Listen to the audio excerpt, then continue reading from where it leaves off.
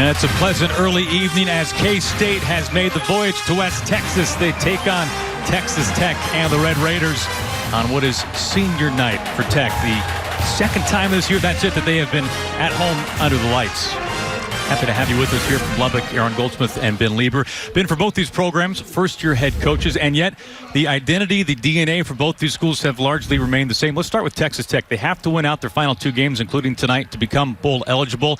Even though it's a new coaching staff, they still want to do the same thing. They want to move it quickly. Well, and it'd be huge for this coaching staff to become bowl eligible. And you talk about this offense, this is really what Texas Tech has always been. It is fast-paced, it's up-tempo, it's no huddle. It is what we have up there, a high-octane offense, and you see that 77 plays per game. You might see tonight try to get upwards of 100 as they've tried to do in the past, and that really stresses out defenses because it leads to misalignments, miscommunications, and ultimately cheap big plays. How about K-State? Probably a better season already than expected. They are bowl eligible. If they went out, they have an 8-win season under their belt, and they want to do the same thing that they've always wanted to do, and that is slow it down. Yeah, they're going to slow it down. It's going to be a ground and pound approach, a little bit more of a pro-style offense for Chris Klieman and the Wildcats. They are going to run the football, like I said, with a depth of running backs. You see right there, fourth in the FBS. That's not the Big 12. That's the FBS in time of possession. They want to steal possessions from Texas Tech's offense. And the big thing, you have to watch out for Skylar Thompson, the quarterback that can run with the football, especially when they get down into the red zone. How about those first-year head coaches? Chris Klieman, a win tonight would tie him for the most wins by a first-year head coach in program history. Of course, 5 fantastic years at North Dakota, winning his 4th national championship last year, a 15-0 campaign. Matt Wells, former quarterback at Utah State, went on to coach at his alma mater, took the Aggies to 5 bowls in 6 years. Really some of the best years in program history came under Matt Wells and his staff.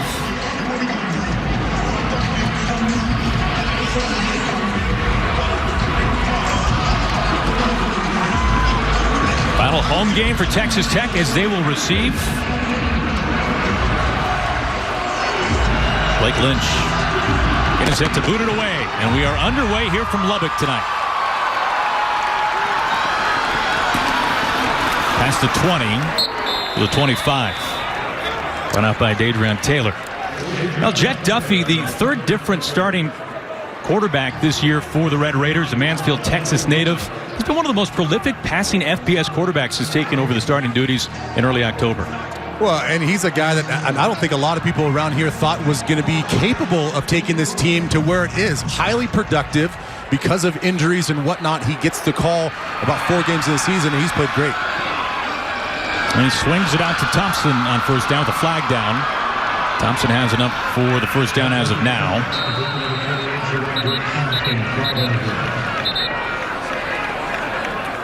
Looks like a holding call on Texas Tech. Holding. Offense, number 78. 10-yard penalty from the previous spot. Replay first down. One of 5 senior captains tonight, Terrence Steele, on the penalty. Well, R.J. Turner, the Louisiana Monroe transfer, second leading receiver for a very pass-happy offense in the Red Raiders. Well, he's one of the guys I'll be watching for this game, along with McLean Mannix. 2 guys on the outside. Mannix is going to get a lot more because of some injuries, suspensions on the outside. Duffy on a low snap, floods the pocket, tucks it, and runs. Good pickup by Duffy, using his legs. Brought down by Elijah Sullivan. Well, and you can see right now, this is the speed at which they want to play with the tempo. You get the ball on the ground, and you hurry up and get right to the line of scrimmage again. And picks up 16 on the carry. Only 9 carries last week for Texas Tech running backs. Thompson had just 6, only 19 yards. Of course, he played on an injured left ankle. They feel like their running back stable is as healthy as they've been in some time. Yeah, both of these guys are going to have a little bit of an ankle injury coming into this game, but they said, hey, this is the healthiest we've been in a while. They need to get those guys going a little bit because it can't be just about throwing the football and having Jet Duffy scramble with the ball as well. Now, this Wildcat defense has been one of the very best, in fact, the best on third down this year. It's 3rd and 4. Duffy wants to air it out. Incomplete, and the Red Raiders forced a punt on their first possession. Jerron McPherson in coverage there. You know, pretty interesting. That was the play selection. You know, we talked to the offensive coordinator, David Yost, yesterday for Texas Tech, and he said, you know, it's really more about us just picking up first downs against Kansas State. So they had a third manageable in that situation, and they choose to go down the sideline on a deep shot when they could have opted for something a little bit more conservative, pick up a first down, move the chains. Phillip Brooks back to return. Austin McNamara, the punter for Texas Tech.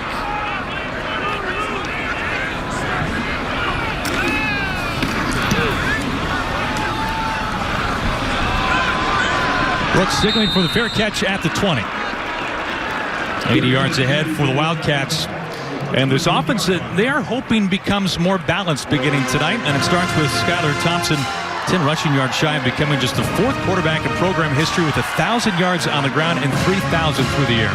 Well, and you have to be careful with this offense. As we talked about, they are going to run the football. They're going to huddle up. They're going to slow it down. But keep in mind, they will take their shots. You go back to last week's game as well. First play of the game, took a shot, and it worked. So safeties and corners have to play with great eye discipline, not let anything over the top of their defense. Jordan Brown, the North Carolina transfer, is met in the backfield.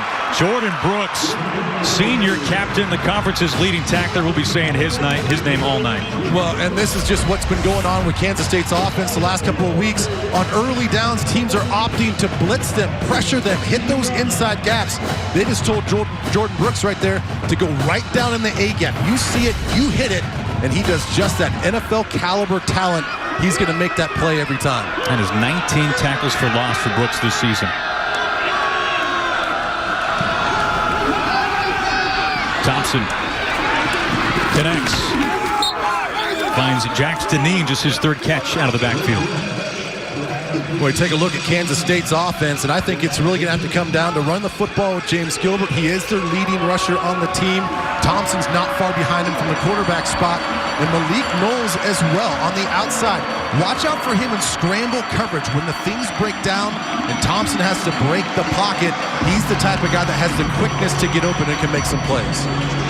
And of course, you saw there Dalton Schoen. First play from scrimmage last week, a 68-yard catch and score against West Virginia. Now, Knowles last year against Tech, a career-high 5 catches plus a touchdown. Texas Tech goes their first time out of the half. 30 seconds.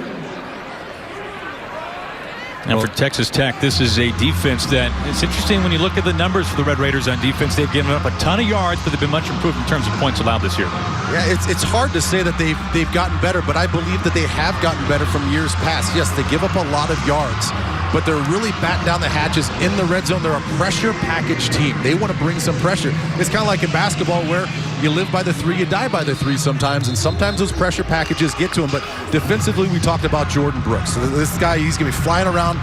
Watch out for number 1. He's going to be making plays all over the place. And Thomas Leggett in the back end, in the secondary, he's a guy that's going to be the rover type all over the field. If Kansas State is going to take any shots deep middle of the field, they're going to have to make sure they avoid number 16. And Jordan Brooks has a chance and will lead Texas Tech in tackles for the 3rd year this year. Now the senior playing in his final home game here in Lubbock. 3rd and 4 for the Wildcats.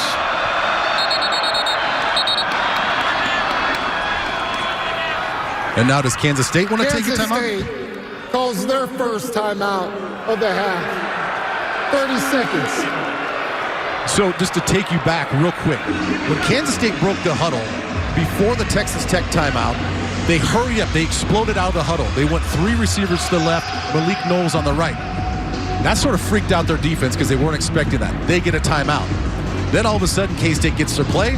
They line up. They see the pressure package of the guys on the inside gaps really threatening that they're going to bring pressure from the inside. K-State, I don't like that on our side. So they take their timeout. So now the chess match has begun for really a couple staffs that have seen each other and known each other from the team's past. Any idea why Chris Kleiman was so hot right there with one of the officials?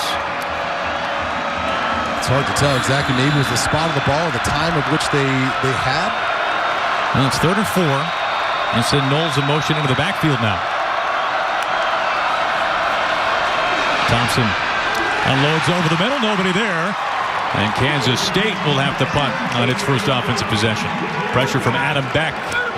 Well, it's the pressure package, and then it's the short zone underneath. Watch everybody defensively for Texas Tech. They're just going to drop back and allow all those routes come underneath and come right to their area. There's no place to throw that football, especially when you have to throw it hot and you have to throw it fast because of the pressure. Beck coming off a career best 12 tackles against TCU. Evan Enkel, Bray Guy watch list. On to punt things away. That's Rubaka giving ground to try to gain ground. And he's brought down to the 10. Long field ahead for Texas Tech. Red Raiders' second possession coming straight up. Red Raiders needing to win out to become bowl eligible. Taking on Kansas State tonight from West Texas.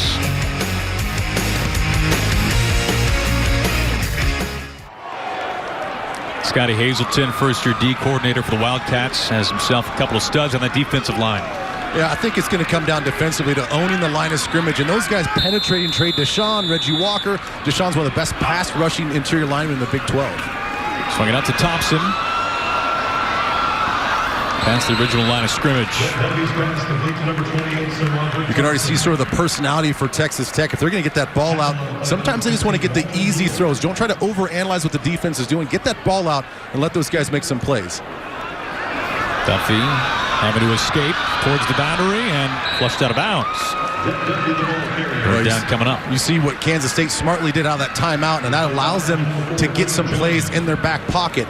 They tell their guys defensively after the first play, if you get second man, run the blitz just like they did there, because you don't get a lot of opportunities with this fast-paced offense. On 3rd and 3. Punt team coming on again, looking for Thompson once more. So on 3rd and 4 and on 3rd and 3, this Wildcats defense holds up once again. Well, and you can see why it's so challenging to play defense at Texas Tech, not only this year, but in the years past, because of situations like this. If your offense is going to go quick, go tempo, and they're unsuccessful, guess what? Your defense gets right back on the field, and they don't get a lot of time to take a break.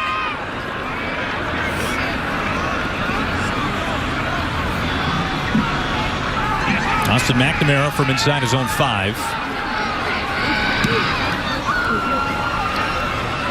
Phillip Brooks signals for the fair catch. Now, punt team is busy early on here tonight when we come back. K-State ball. We learned a lot today about meat judging. Now, how do you feel about this? K-State, the runner-up. Some bad blood between these two schools. Talk about a heated rivalry, huh? Now, we have a meat judging legend in the house here tonight. Really, there's not enough time to cover the meat judging background of both of these teams.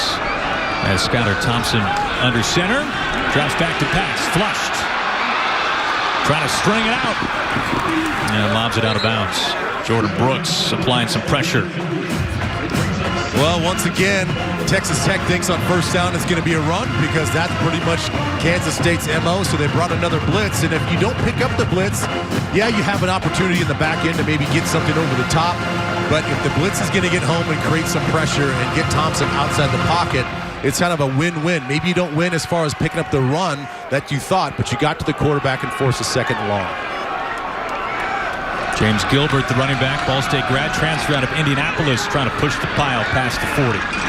By the way, Jay Hose, our end zone cameraman, was part of the Red Raiders meat judging team from 82 to 83. There he is. Jay, I'm glad to see that you found a career after meat judging. And be prepared for your Instagram page to blow up after this tonight. Okay, so maybe, hopefully I remember this right. He said the team that he was on that won was the first time they'd won a competition in 50 years. He's part of the first ever winning team. First ever. And he did guarantee us that there is a member of the meat science faculty somewhere inside the stadium tonight, which rest assured. 3rd and 7 for the Wildcats.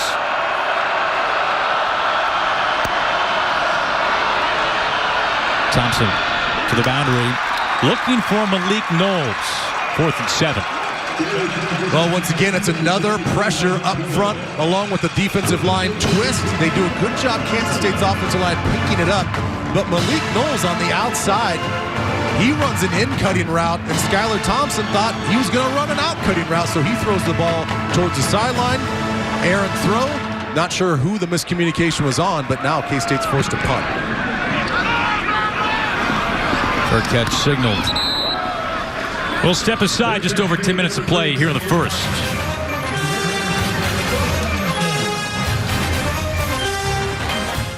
pretty emotional night for 16 seniors here in Lubbock. It is senior night, final home game of the season for the Red Raiders.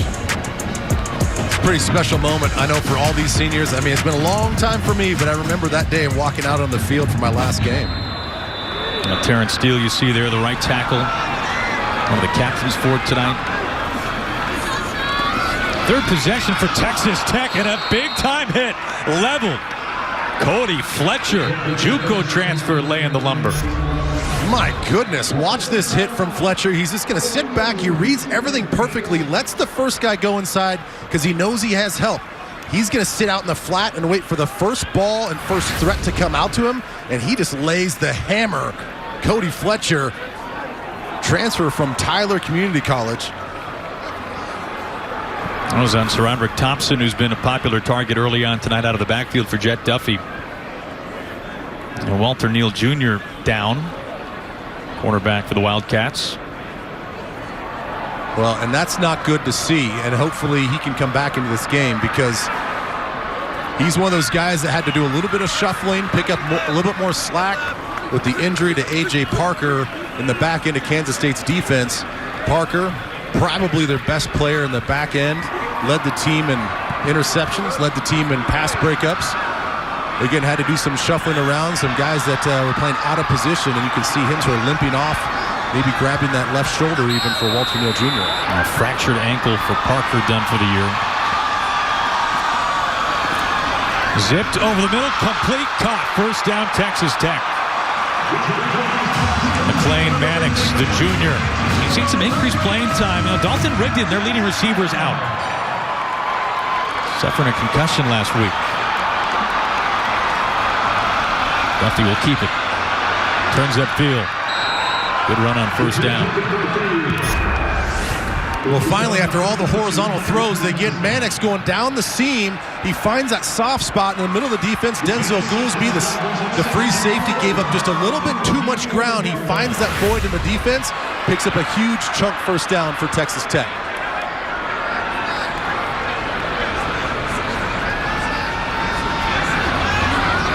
Move Dante Thompson across the formation.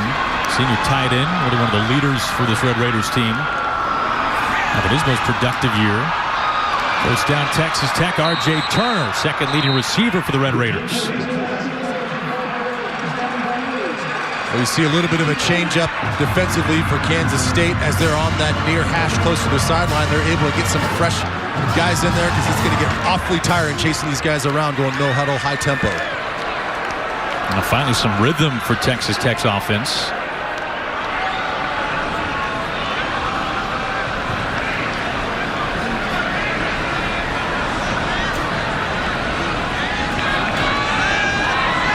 Duffy having to step up. Duffy's got the first down. He throttles down.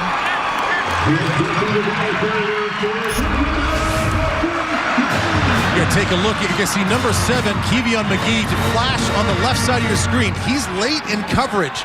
He's not sure if he has man-to-man or zone, so he just takes the man late across the field. That opens up a big, wide patch of green grass there for Jet Duffy to pick up another first down. That's a pickup of 14.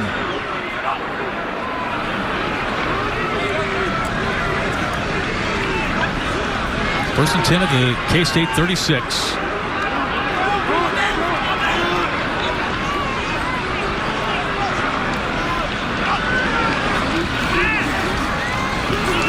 They set up the screen. Thompson stumbles. Well, you can see just how tricky it is to go against an offense like this because they can get you with tempo, they can get right up the line, and they can get the ball snapped. Or, just like they're doing on this drive, they can get up to the line, they can pause, look to the sideline, get the right play, then snap the ball. So defensively, you just never feel comfortable about when the ball's going to snap, where you're supposed to look with your eyes, go through your assignments. All those things can just be all out of whack because of what they do offensively. Intercepted by K-State. Daquan Patton. And he loses the football. Looks like the Wildcats got on top of it. Now Duffy has been so good protecting the ball. Denzel Goolsby, the one who recovered it. 14 touchdowns, just 3 picks entering tonight as a starter, a rare interception. Well, this is the one thing when we talked to David Yost, the offensive coordinator, about. He said, if we can't get those Kansas State linebackers to bite on any sort of play action, they naturally do a good job of getting back. They help their defensive backs. They help their safeties out by getting into a lot of throwing lanes. So he knew going into this game that could be a problem. He saw Patton doesn't bite on anything up front, drops back, picks up the nice interception, the takeaway for Kansas State's defense. 1st and 10 on the 33. On a good run on first down, James Gilbert. Gilbert returned last week after missing a couple of games because of an ankle injury. Conference's 5th leading rusher. Well, just as you talked about, Texas Tech had a little bit of offensive rhythm going there with that nice big run. It seems like that's the biggest run for Kansas State so far. Maybe they can get sort of on track and find a rhythm offensively. Listen, Knowles in motion. They give it to Knowles, trying to find room to turn upfield. Second effort has him a first down.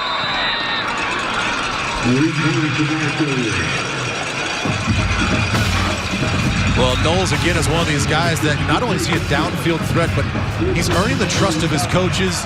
He's picking up the offense at different positions, and that's important because he's such a talented player. They can move him around between the left side, the right side, the slot, and as you saw there, he can even get direct handoffs and be involved in the jet sweeps. That's a pickup of 8. 1st and 10 for K-State. Now play action.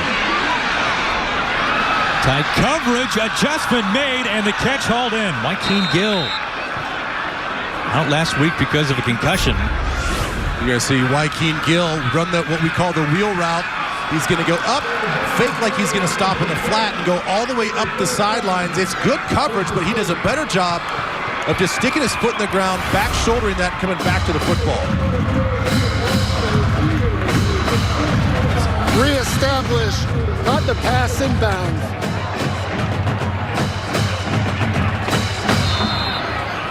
And is good for a first down.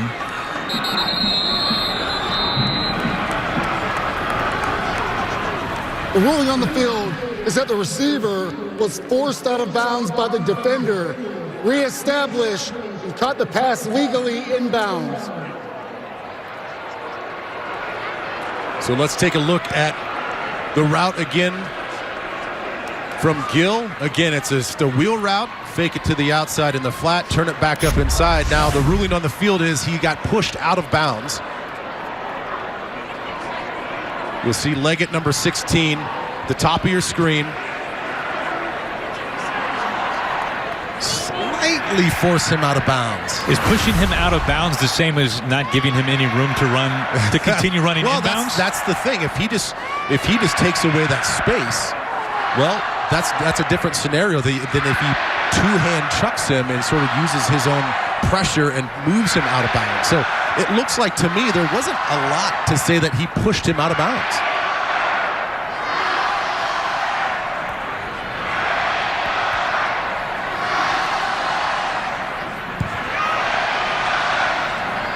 You see Matt Wells. He's watching on the big board. Matt Wells takes over this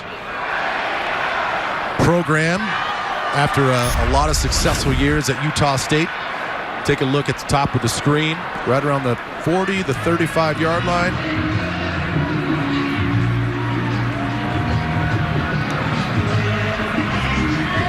You know, if he did go out of bounds, it did not go out of bounds by much.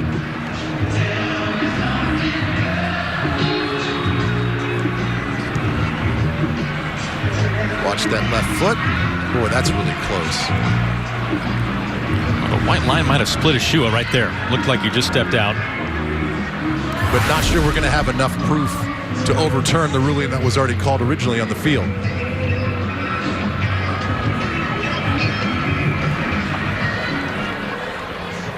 After further review, the ruling on the field stands as called as a catch. It's first down, Kansas State. Reggie Smith, our referee. And I think that's the right call, right? I mean, for what we saw, you know, I think that if we had a different view or is clear and obvious, then maybe. But in this particular situation, I don't think you have enough to overturn the original calling on the field.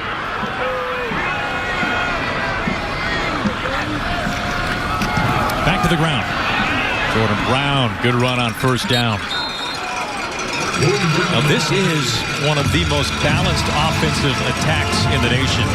191 yards a game on the ground, 193 through the air, but they have thrown the ball, the Wildcats, more than they would have liked in recent weeks. Yeah, they really have, because again, we've talked about how teams lately have been pressuring and blitzing on first and second down, really gotten them behind the sticks, and they've fallen back points-wise in some of these games, so they've asked Skyler to throw the football a little bit more, but this is more of who they are. They want to ground and pound and run. Wrapped up Jordan Brown. Thompson in consecutive weeks has set career highs in passing yards, 299 in the loss last week against West Virginia, 2nd and 5 now. Well, and this again is the area of the field not quite technically into the red zone, but close enough to where this is where they like to do designed quarterback run game with Skylar Thompson. He's got 10 rushing touchdowns on the year, and this is about the part of the field where they will get a lead blocker out in front of him, try to pick up an extra gap, and use the quarterback's legs to pick up these first downs. Beg your pardon, make it 3rd and 6.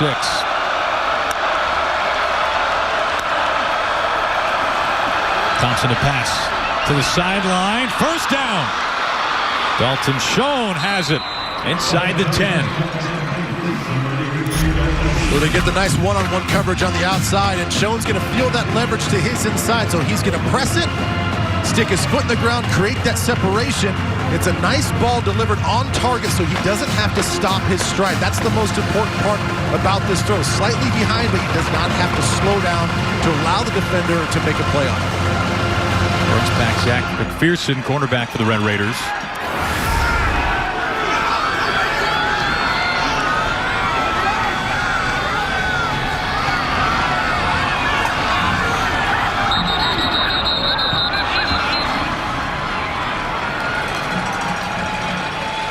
Full start.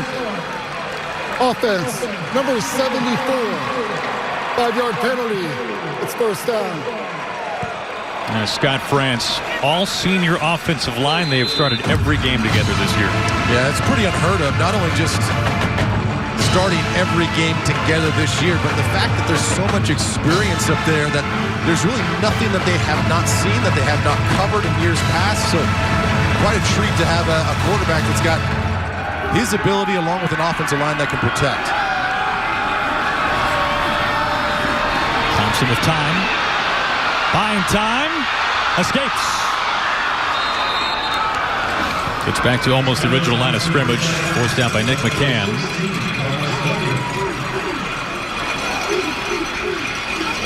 Second and goal. Only Big 12 school with the same starting offensive line combo all season. We just mentioned Scott France, first among all Power 5 offensive linemen, 48 starts entering tonight, now 49. Well, you talk about Holtor. He's a National Football Foundation scholar athlete this year, so he's the smartest guy up there in the offensive line. That's usually where you want them, right, that center position. Plenty of flags early tonight. Full start. Offense, number 72. 5-yard penalty. It's second down. Well, now everybody in the offensive line are taking their turns here at pre-snap penalties. France, a couple plays ago, now Evan Curl with his false start. This obviously is a typical Kansas State team, even though under new leadership, where they are very disciplined. They do not commit a lot of penalties. Third fewest in the conference.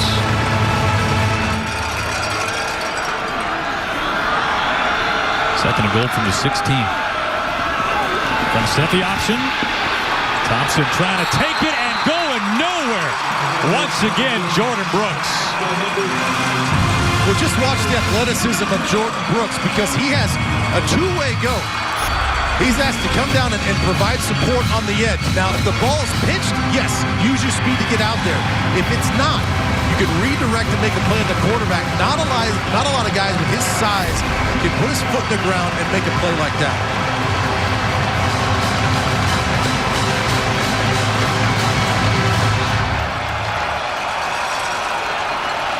Third and goal from the 15.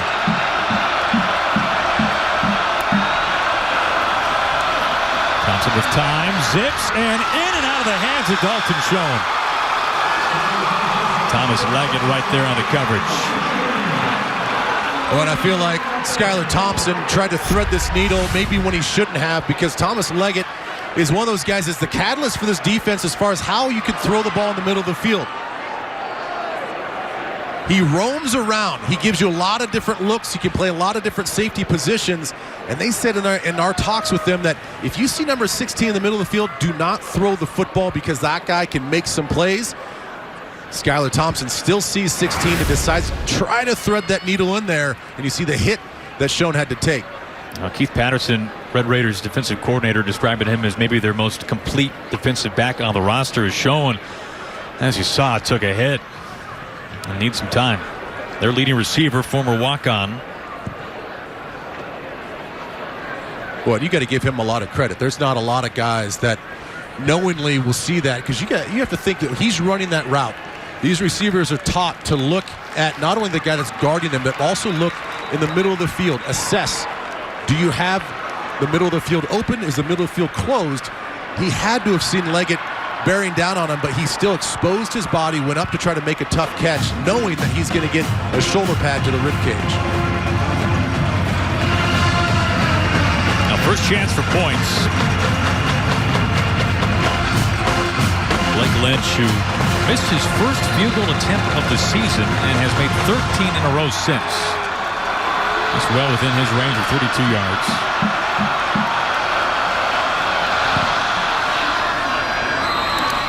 Make it 14 straight makes for Blake Lynch. He puts the Wildcats in front, 3-0. Just over a minute to play in the first quarter.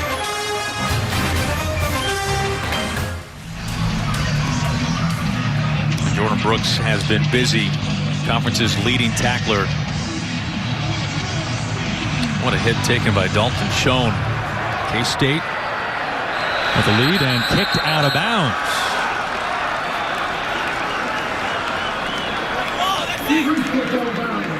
Kicking team number 4. The ball will be placed at the 35-yard line. It's 1st and 10. Senior Nick McClellan. Let's go back to Amber Theo-Harris in Los Angeles for a game break. Amber. For Burrow, 14 of them to Jamar Chase. That's a record. Thank you, Amber. The Raiders trying to set up the screen. Incomplete to make it second down. Well, it's hard to set up the screen when your quarterback is running for his life after Daquan Patton just comes right up the middle on a middle linebacker blitz. Duffy swings it out. Keyshawn Carter takes a hit and gets down. Carter, who's having to move around a little bit because of the injury to Dalton Rigdon. Played slot last year, outside this year. Back to inside with Rigdon out. 3rd and 1. This is where K-State has been so good. Injury tonight, only 9 times this year have the Wildcats defended against a 3rd and 2 or a 3rd and 1, which is remarkable. It's hard to believe when we heard that stat. Is that really 9 times all season long? Texas Tech converts. They go back to Thompson. This Wildcats defense has surrendered the fewest 3rd down conversions in the country. Well, as we dug in a little deeper with that stat as well, it's not so much 1st down, it's 2nd down where they're really, really effective in forcing some 3rd and longer situations for the defense. But again, only 9 times, the 10th time now, as we just watched, that they faced a 3rd and 1 to 2 on the season. Misdirection. Everybody's touching it. First down for Texas Tech. And a lot of risk for what ends up being first down. Shradrick Thompson has it in his hands when it's all said and done. He threw that one up in the parking lot. That'll do it for the first quarter. Texas Tech trying to get something going on offense. K-State leads it through the first quarter here in Lubbock.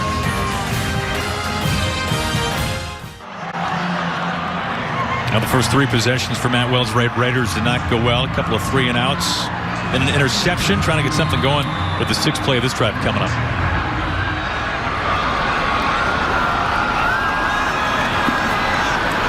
Duffy, strong throw. A little bit too tall. TJ Vasher, who is back. and not played the last 2 games because of a violation of team rules. One of their top targets. Well, and it's good to have him back. You can see he's a big, long, rangy target, 6'6", kind of wiry, but you can see the strength and the way he's built. And you talk about those long arms, his catch radius is immense. To the ground. Not much going on with Thompson. SaRodorick Thompson, the ball carrier. We talked about those 3 drives. That last one was the most successful, although it ended in an interception. But they changed philosophically what their approach was. The first 2 drives were sort of outside horizontal throws. They started pressing the field much better on that 3rd drive. Obviously, they have to see the fact that the linebacker is sitting there, but there's some wiggle room with this Kansas State defense now to press the ball vertically. 3rd and long.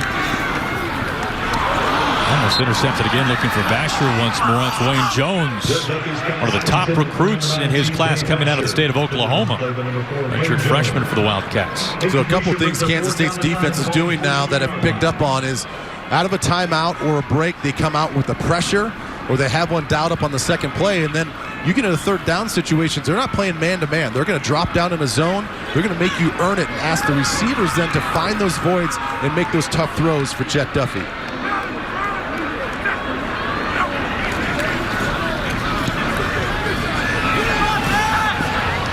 Brooks will let this bounce. Long field ahead for K-State.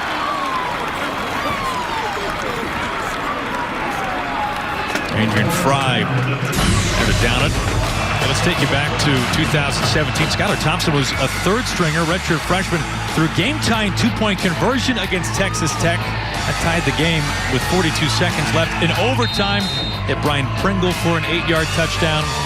The final shot, Texas Tech 4th and goal in overtime. Threw out of the back of the end zone. K-State would hang on to win in overtime. It was kind of a really defining moment for Skylar Thompson in his K-State career.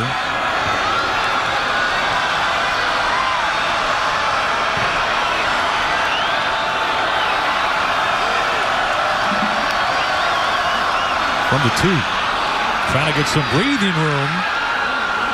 James Gilbert trying just to push the pile forward. Well, you mentioned the fact that that game had come in off the bench in a critical situation, delivered for his football team, and you know everybody's career is going to have those moments where you don't know when it's going to happen. You have to prepare as a backup as if you're going to be a starter, and that's a tough thing to do to stay mentally into it. He gets that opportunity a couple years ago, and he said, even to this day, that it's a defining moment in his career, and really kind of the springboard, I think, to the confidence that which he's playing with now. No gain in the play. Remaining from the 2, and they give it back to Gilbert. Set 3rd and long. We can see just the role that special teams can play in any ball game where the punt goes down, gets down at the 1-yard line, and you see how hard it is for offenses and really how scared they can get just having a quarterback drop back in the end zone. So it makes it really predictable for the defense, knowing that you're going to see a lot of run game. All you have to do is take it back to what you do in practice with your middle drills, your 9-on-7 drills, stop them, force these 3rd and long situations when the offense is already pretty stressed out. Andrew Weber in the backfield. Turning upfield. Good run there by Joshua Youngblood, who's been pretty dynamic on special teams. Freshman out of Tampa. This gets a little breathing room. Well, you heard at the end of that play, not only saw the speed that Youngblood plays with, but when you run with speed like that and you face a guy like Adam Beck who comes in there and just wallops him to make sure that he doesn't gain anything else, it was a pop that we could hear all the way up here.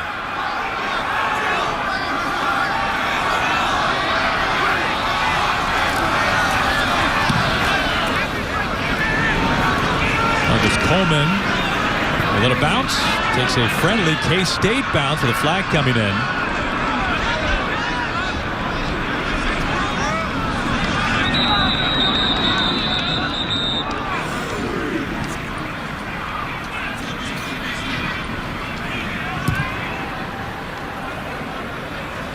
I'm curious what this call is going to be because of the timing of when the flag was thrown. ball had already hit the ground.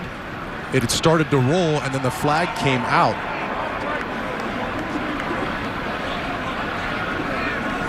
And both coaches look a little perplexed. Yeah, thus there's no kick catch interference.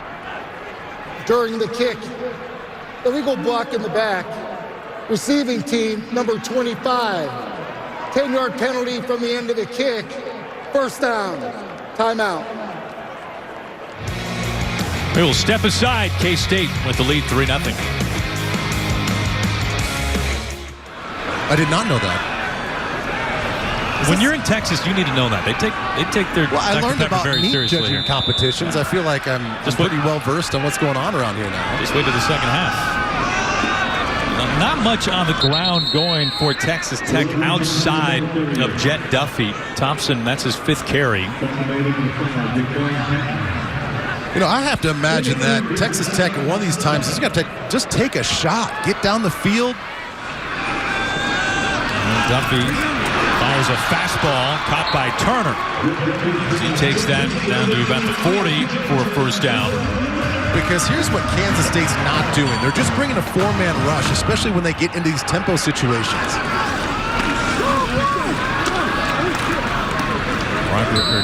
Thompson met right away by Daquan Paxton, who had the interception earlier. The field as the ball carrier's forward progress was ended. It's second down. You see Patton doing what you're supposed to do, doing what you're coached until you really know what's going on. Make sure that you get a clear recovery and take that thing to the house, because you just never know what the actual ruling is going to be. But now he's going to make the long run to the sidelines and take a break.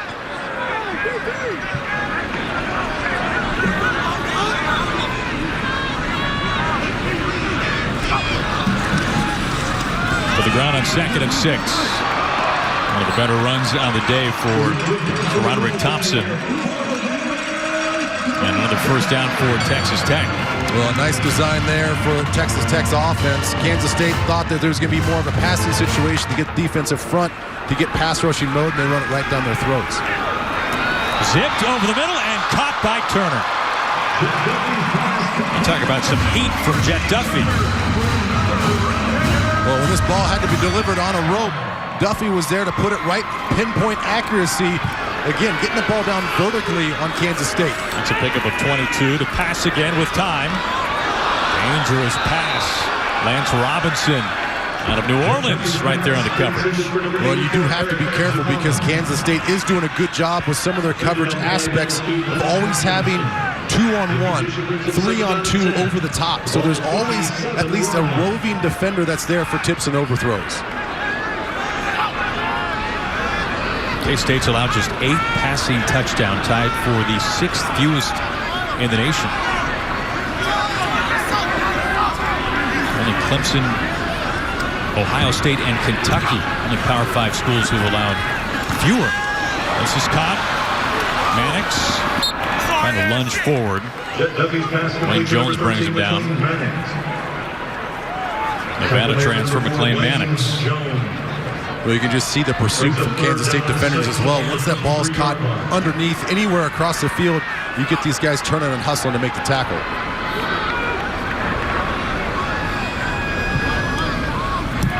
So you take a look at the top of your screen there. You see 1, 2, 3 white jerseys defenders against 2 receivers. That's the sort of conflict that they're going to put the receivers in all game long. On 3rd and long. Swinging out to Thompson once again, and he is wrapped up going nowhere. Elijah Sullivan, who started every game at middle linebacker, played just 3 games last year because of a season-ending injury. Well, he read that perfectly. There was no hesitation when Eli Sullivan saw his responsibility going out to the flat, whether the ball was going to get caught or not. He knew he had to clear that green grass and get there. Fortunately for him, the ball is thrown there and he makes the clean tackle. There's Trey Wolf. This is near his season long of 45, and from 44 yards out, he splits it. Kickers have been the first half MVP. We are tied at 3. Now tomorrow we've got a huge doubleheader on Fox, highlighted by America's Game of the Week. Dak Prescott and the Cowboys take on Tom Brady and the Patriots, one of the biggest games of the year. Plus, Gronk joins the guys from Fox NFL Sunday pregame show. You can catch it all on Fox and the Fox Sports app. That'll be nothing to see there on the pregame show. Oh, right? nothing to see. Pretty routine. K-State to begin on its own 25. A couple of field goals, dueling kickers here in the first half. How about the first 8 games of the season? Of course, the ground game well established for the Wildcats, but the last 2 times out, both very narrow losses. The running game has not been what Chris Klieman has wanted. No, it really hasn't. We talked to Courtney Messingham, the offensive coordinator, about it, and he said, listen, guys, we're getting blitzed, we're getting pressured. I think that they realize that they're becoming a little bit predictable on first and second down, and they've got to learn from those mistakes. Just 30 yards, as you can see tonight, as they go to the ground. James Gilbert, not much room to run. Meanwhile, this Texas Tech defense is second to last in the conference in run defense. They're averaging nearly 170 yards a game. Well, and again, we talked about, if you look at just the stats for Texas Tech, yes, you're going to be underwhelmed, even disappointed if you're a fan, but their scoring defense is up there. They tighten down in the red zone. They're playing decent ball, and they're very close defensively. Thompson buying some time, floats, and it's caught. Dalton Schoen, good to see him back on his feet after taking a lick in the end zone, has a first down. Well, and that's just the dangerous aspect of what Skylar Thompson can do. Look at him keep his eyes down the field. He knows he's not a threat to run because he sees all those black jerseys out in the flat, so he keeps his eyes downfield. Knowing that a guy like Schoen knows how to get open, knows how to be elusive in that scramble coverage. Pick up 14.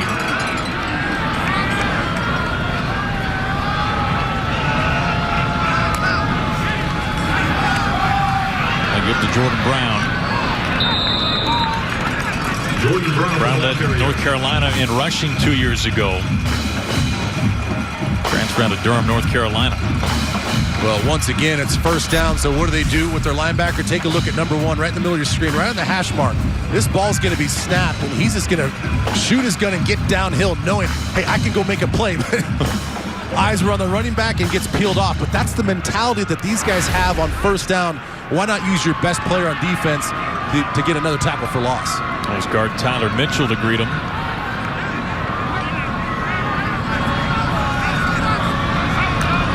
On 2nd and 7. Complete. Turned upfield. Joaquin Gill, his second big play of the night. And he's still going, and finally brought down, maybe, and he is. Skylar Thompson's pass complete to number 21. Joaquin Gill. Well, they opt to go man coverage against Kansas State's receivers, and they've got a lot of receivers that are shorter, smaller, but very quick in space. He does a nice job of just creating a little bit of separation. Good ball by Skylar, and then it's all just the dancing feet. And here's what I don't like about the end of this play. Texas Tech is known for this takeaway mentality.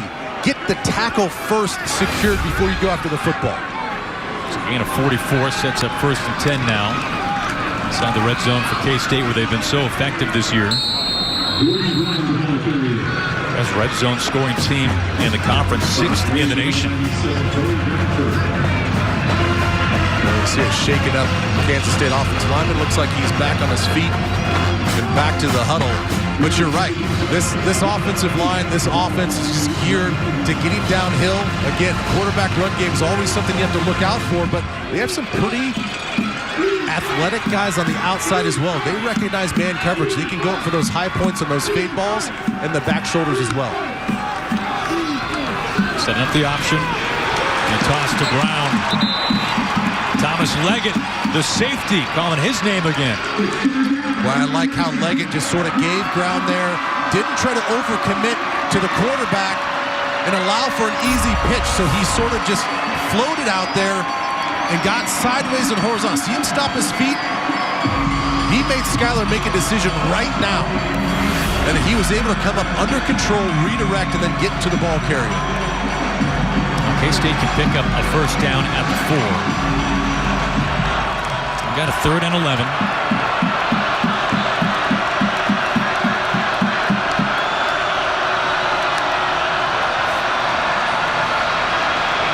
steps up. Trying to find a man and heaves out of bounds. Xavier Benson applying the pressure. Redshirt freshman. Looking for Joshua Youngblood. Yeah, he was looking for Youngblood, who started on the offensive left, and then again in the scramble drill goes all the way across the end zone. He does find a void. He was open, but because of the pressure and the fact that they dropped 8 defenders, only brought 3, those 8 defenders closed off a lot of the visual lanes that Skyler was looking for. But if he had a little bit of a peek, he could have found Youngblood by himself in the end zone. Lynch is looking to knock through his second 32-yarder on the night. This is what Texas Tech had drawn up, right? Field goal game coming in strong. That's it. Yeah, that's what we all expected, right? Well, the big play, the catch and run by Joaquin Gill helps us set up 32-yarder. Wildcats lead it 6-3.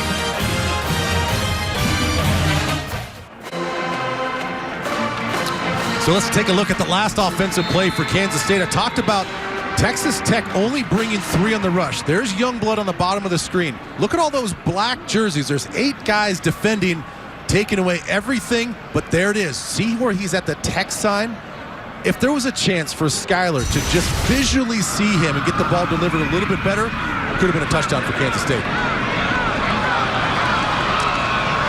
Keyshawn Carter, Dadrian Taylor on the return. Under 5 minutes to play in the first half. A young man out of Tampa had a 98-yard kick return for a score earlier this year for K-State against Texas. Well, he believes that he's the fastest guy in the field. There was a race. There's visual evidence that he is. There's right? visual evidence that at least he was faster than at least one other player.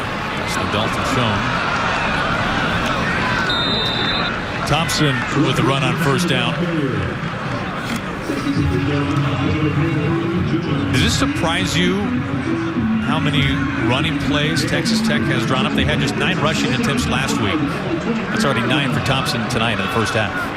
You know, I'm actually a little surprised that, yes, they are going fast, but I don't feel like they're going as fast as maybe we thought they were going to be, because they've done a lot of going up to the line, get to the line of scrimmage, look to the side, clock winds down, they want to see what the defense is in, so they're taking time to set up the plays. So it is a no huddle, as we can see again. They get up to the line, they make the defense at least commit at least to what their preliminary set is, then they find the right play for them. 3 straight running plays. And I think this has a lot to do with understanding that their defense has been on the field a little bit. Kansas State's controlled the time of possession. You see the clock winding down at the end of the first half. I think they're doing this intentionally to take away any sort of possession that Kansas State can steal at the end of the first half. Duffy to pass this time. He finds R.J. Turner once again. One of his favorite targets. That's a first down for Texas Tech. Well, now all Kansas State has to do is, and this was really their mentality going into the game, is they just can't give up anything cheap over the top. As we see a substitution, you see the referee come over next to the center to make sure that Kansas State has a time. And it's almost a wholesale change out of the defensive front for Kansas State to get some fresh lungs in there.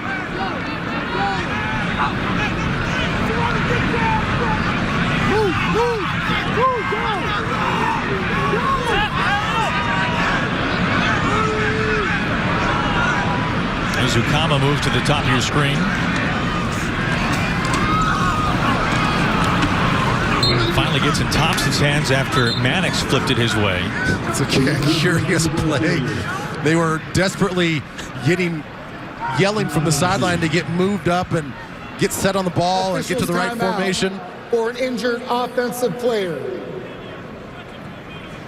We will take a timeout as they tend to an injured Red Raider.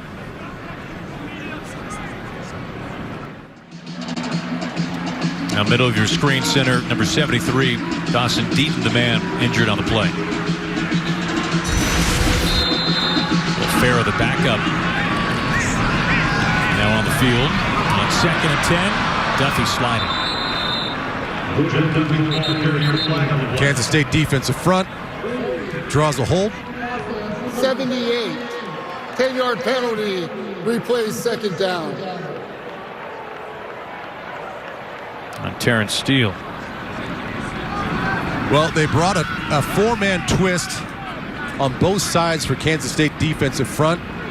It's a great call, especially when you have a backup center that has to come in and communicate. Not only communicate, but also move his feet on trying to pick up those twists. But it's the right tackle, Terrence Steele, that gets the holding call. To the ground on 2nd and 20. Thompson's has a busy first half. Under 2 minutes to play in the first half. 3rd and 15.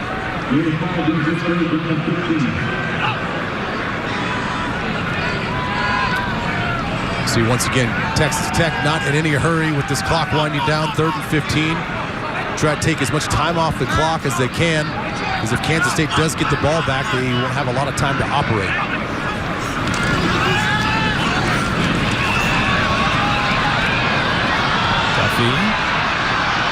Tucking and running, and not enough for the first down. Led by Jerron McPherson of the powerhouse Butler Community College, a transfer. Boy, I thought there for a second as you approach midfield, I thought Matt Wells was going to keep his offense out on the field and try to go for it on 4th down, but I think he understands how tight this Kansas State defense is playing, and this is a game of field position, so he's going to smartly punt this ball away. Phillip Brooks for K-State back at the 10, and they fake it.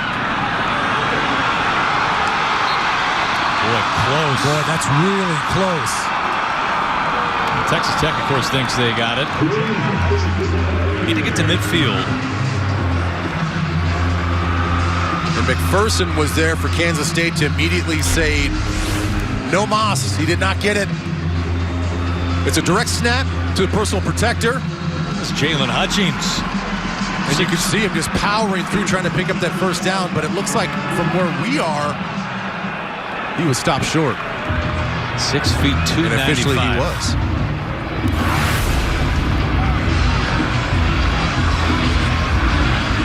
Now short field with 46 seconds to play in the first half for K-State. You like the call, though? I don't mind the call. I actually thought he should have kept his offense out there and gone for it anyway. So the same philosophy to try to pick up that first down. So I don't mind the call at all.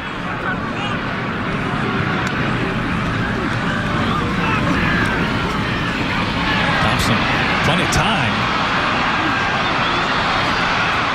To the sideline and out of bounds, looking for Malik Knowles. Well, not far away. Reminder coming up, State Farm halftime show. Mike Hill, Dave Wanstad. We're talking about number 2 Ohio State tested against number 8 Penn State earlier today, as seen on Fox. Number 9 Oklahoma squaring off against TCU. Bears and Longhorns. Let's just say that there was a cheer from the crowd here in Lubbock when the final of that game was announced. A collective cheer for Baylor. I don't think it was in favor of Baylor as much as it was they don't want to see Texas win. Tucking. Skylar Thompson getting out of bounds. Forced out by Jordan Brooks, no surprise. And he smartly gets out of town, out of bounds. He didn't go out of town, not yet. Out of bounds. He's got 2 timeouts. Why not try to preserve those timeouts in any way that you can with 29 seconds left?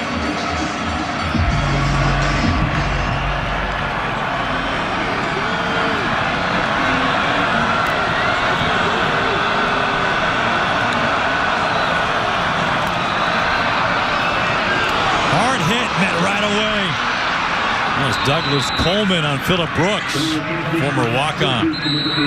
Saw that coming all the way. They got a man down, and that is Phillip Brooks, redshirt freshman out of Lee's Summit. Kansas State calls their second timeout of the half, 30 seconds, and an official's timeout for an injured offensive player.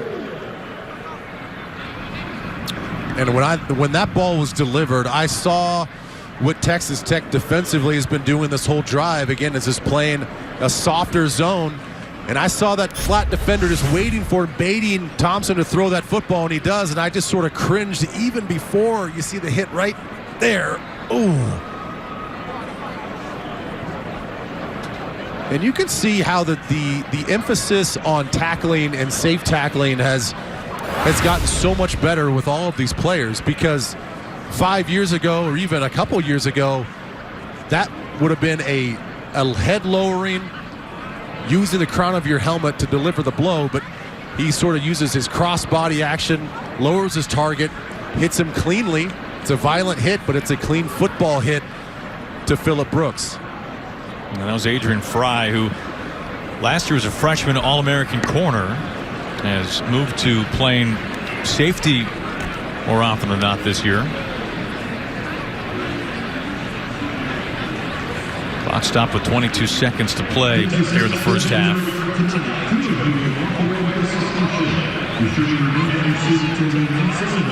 Well, college hoops is here. They know that here in Lubbock, that's for sure.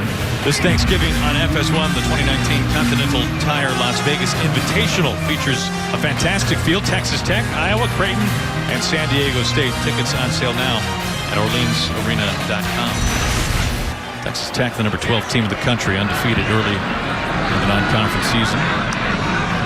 On 1st and 10, Skylar Thompson with time, airing it out, in and out of the hands of Wykeen Gill. Gill, who's been the big play man for the Wildcats here in the first half.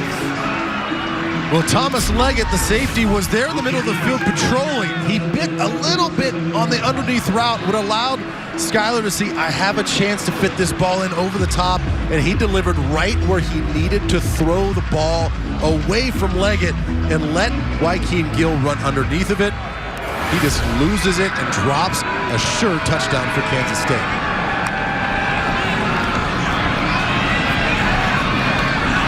First down for K-State. This time he finds Jabastin Taylor. This is 7th catch all season. Under 10 seconds.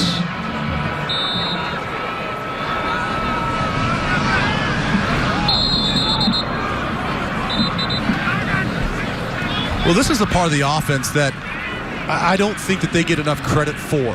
And Skylar Thompson himself, they're going to reset the clock to 7 seconds, but we talk about how this is a run-first mentality for this Kansas State offense, but they also understand that, and they've taken some shots the last couple games on first down, and last week with tremendous success. So they understand that, yes, they're going to, a lot of defenses are going to pack the box, but you cannot sleep on his arm, his accuracy, and the playmaking ability and some of the athletes they do have on the outside. So they will lull you to sleep with a lot of that run game, a lot of that quarterback run game. But Skylar Thompson is very capable of putting his team on his back using his arm. 7 seconds remaining in the first half. Trying to get a better angle here for Blake Lynch, who's knocked a couple of field goals through.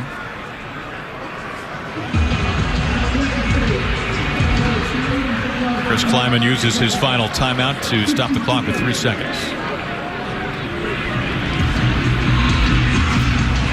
Well, clearly that's what Blake Lynch wants. A lot of times these kickers will tell the head coach, special teams coordinators, exactly where they like it. Not all kickers like it in the middle of the field. Some people like it on a little bit of an angle.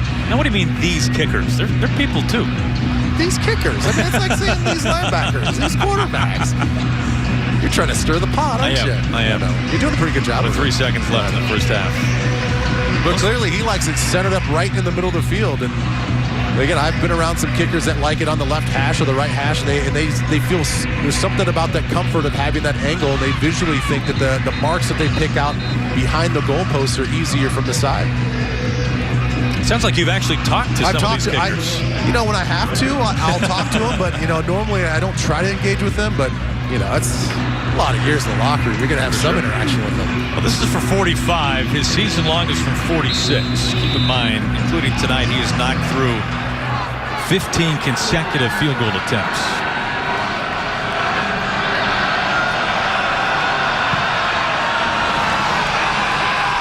No good. Push wide right.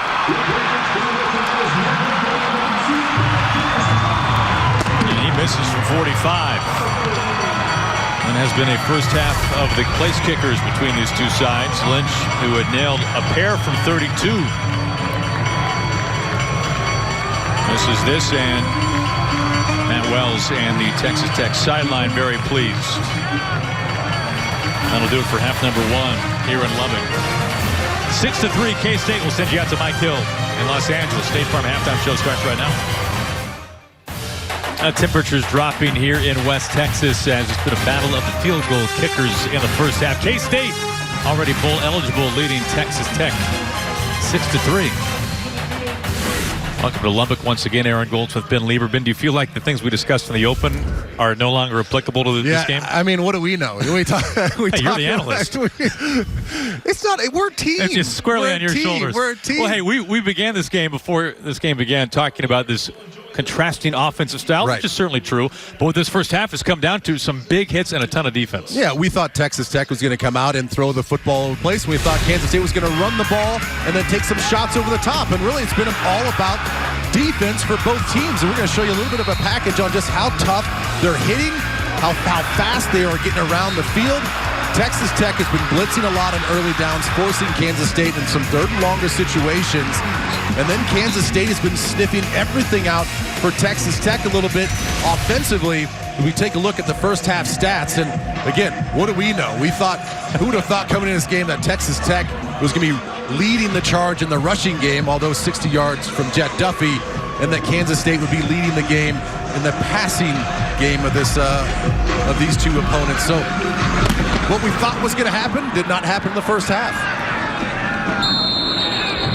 We'll see what happens here to begin quarter number 3. I don't mean to falsely put all the burden of this on you. I know what you're trying to do.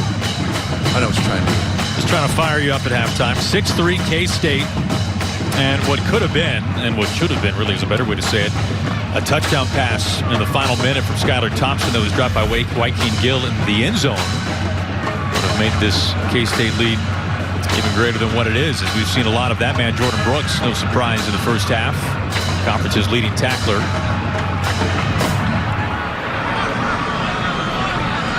K-State begins at the 25. On the ground with Brown.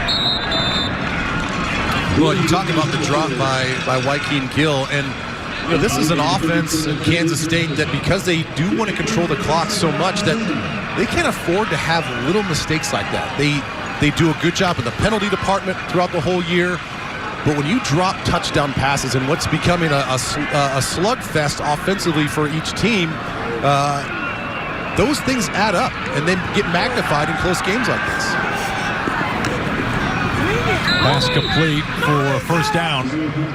Nick Leonards,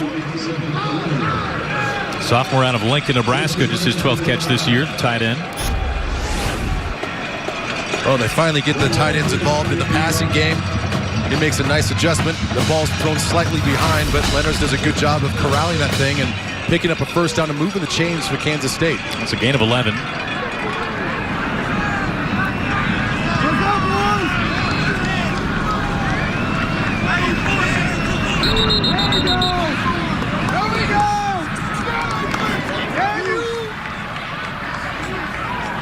Ball start. Offense, number 62. 5-yard penalty. It's first down. That's the third false start penalty on this offensive line. First for Tyler Mitchell. Well, you talked about early in the first half, it was Scott France, then Evan Curl. Left tackle, left guard, respectively. Now the right guard, Tyler Mitchell, gets involved in the false start. Makes it first and 15. Gilbert towards the sideline. Zach McPherson there to meet him. Broderick Washington as well. My goodness, and Keith Patterson, defensive coordinator for Texas Tech, below when talking about Washington, saying he prepares like a quarterback. He's a football junkie. Well, and you can see he also said he just brings the energy. And after that play, I mean, he's one of these guys that there's a few NFL caliber type guys on this Texas Tech defense. And up front, Broderick Washington Jr. is one of those guys that's going to get looked at for the next level. And he plays with an energy and a passion, just like you saw in that last play. A senior captain playing his final home game. Thompson has a first down. Jordan Brown out of the backfield. Well, just when you're looking for a spark, they don't look to the outside. They look to Brown in the backfield. You see him lined up right next to Skylar Thompson. And what's he do? Right at the snap of the ball, he heads right for that seam, gets up that hash mark, and there's not a defender around to pick him up. That's good for 21 yards inside Texas Tech territory.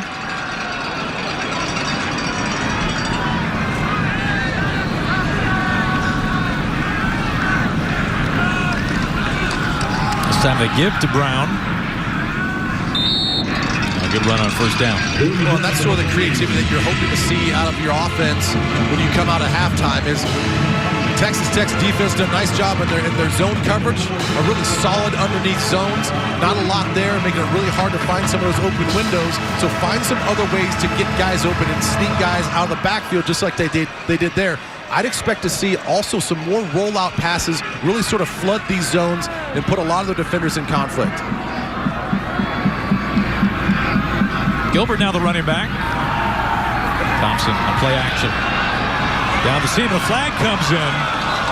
He was looking for Dalton Schoen. They got hung up. They might be looking at Douglas Coleman, the third in coverage, for maybe a little bit of a holding call on Schoen going down the middle of the field. Prior to the pass, holding, defense number 3. It's a 10-yard penalty from the previous spot, automatic first down.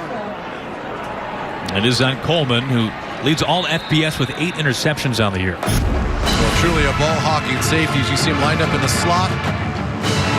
Big cushion for Schoen. And that's the point, I believe, with a little bit of a tug on the left hand of the back of Schoen's jersey to inhibit him from tracking that ball down. So it's 1st and 10 from the 31. As they try to get Malik Knowles involved. Knowles, the wide receiver, spinning the pile. He picks up a first down with his legs. Well, we saw that play in the first half, going the opposite direction, getting Knowles to go around the offensive left side. This time in the second half, they get him involved with a little bit of emotion, that direct handoff, get the speedy, athletic Knowles turned up the field to pick up another first down here for Kansas State on this opening drive of the second half. He gets 13 yards and drags Coleman along for the ride.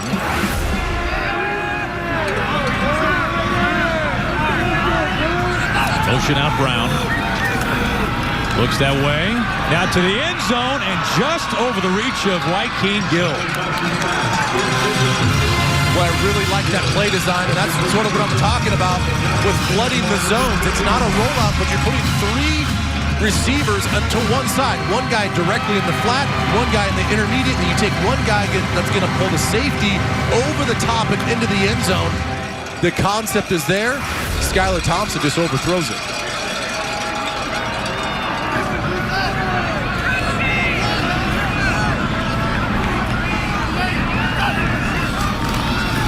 Toss to Brown. Forced out of bounds, Xavier Benson. Boy,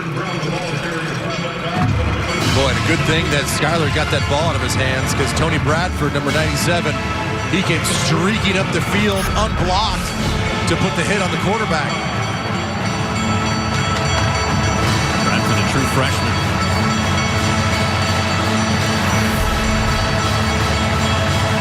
Third and 6 for the Wildcats.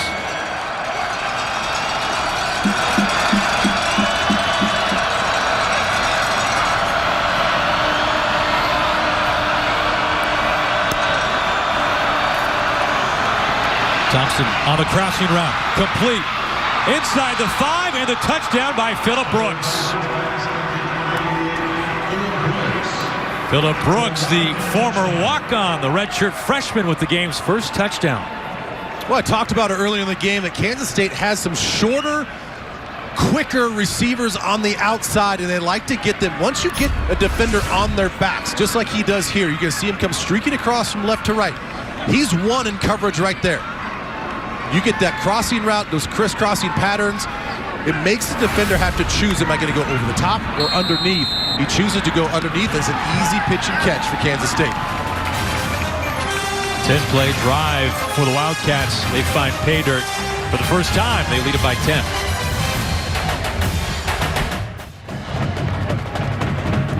Senior linebacker Jordan Brooks trying to fire up his teammates on senior night here from Lubbock. K-State scoring the game's first touchdown. Skylar Thompson connecting with Phillip Brooks for 14 yards. First touchdown catch for Brooks on the season. Well, that's obviously what you want to do if you're Kansas State offensively. Come out, big time drive, get your running backs involved in the passing game, throw some creativity at that defense.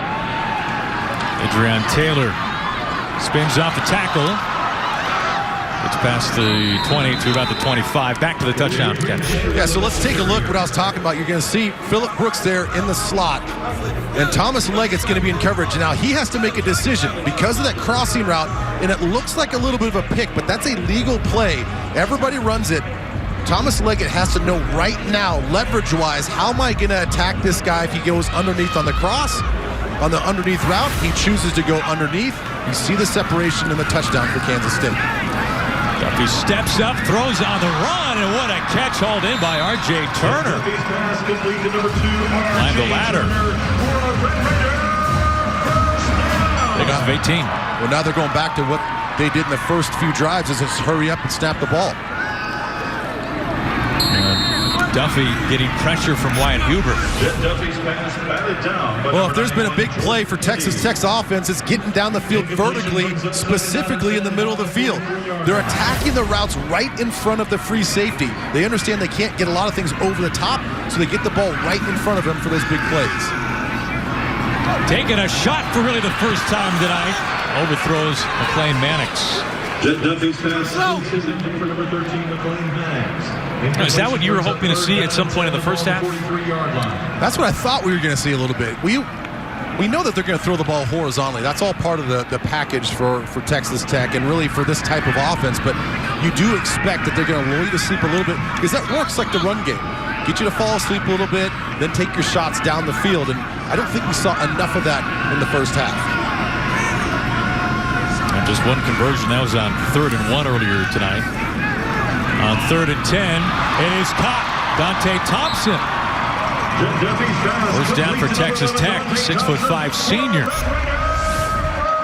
Well, and you're going to watch Kansas State drop the safety from the middle of the field. He was right up at the line of scrimmage. He drops in the middle of the field, drops too far back, and Wayne Jones can't make the play for Kansas State. It's another big-time play for Texas Tech right in the middle of the field of this Kansas State defense. Now the tight end Thompson's loving this new coaching staff. He had just 3 career receptions prior to this year, his final season. Now 23 on the year. Complete underneath.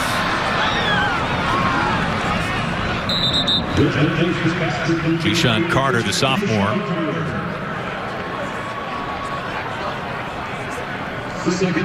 Second and short now.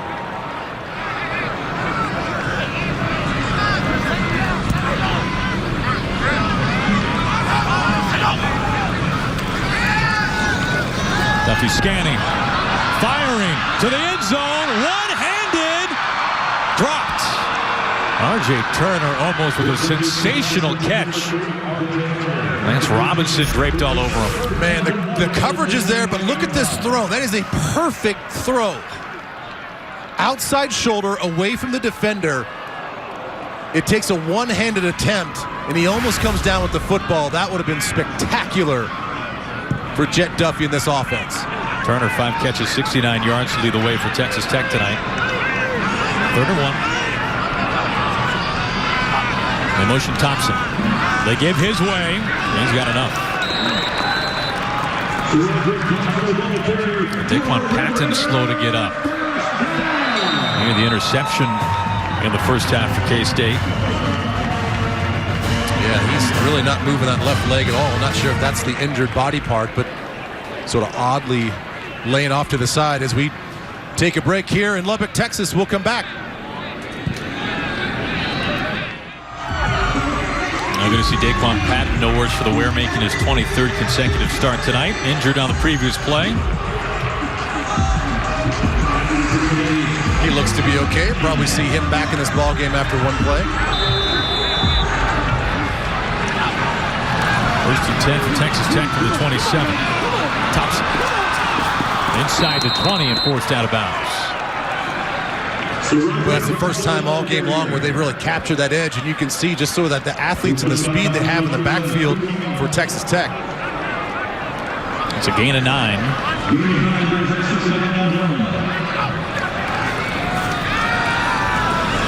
Duffy scanning. And he's got enough for the first.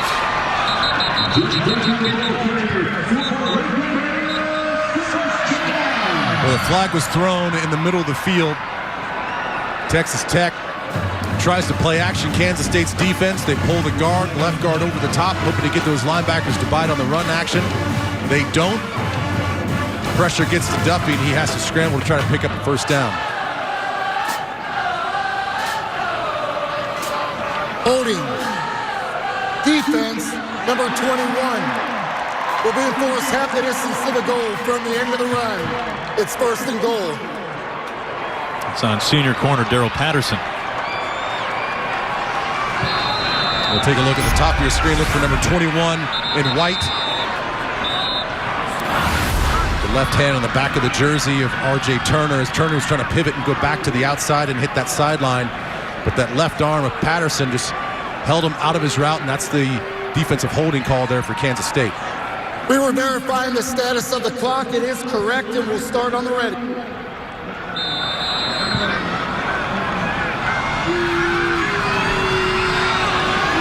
First and goal.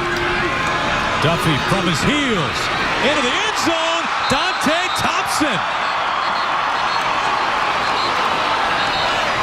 And was that caught or dropped? They are ruling incomplete. Well, they're saying incomplete on the field. Yep. Offside. Defense, number 51, lined up in the neutral zone. Will be enforced half the distance to the goal. Replay, first down.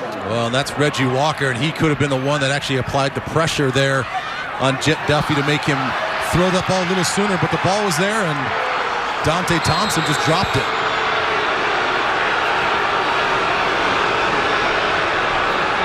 First and goal inside the 5. Stuck. Thompson tackled right away. Jordan Mitty, senior. Well, these Kansas State defensive linemen, they are known to be quick. And that is sort of the Achilles heel of this Texas Tech offensive line, is the quickness across their face, allowing penetration.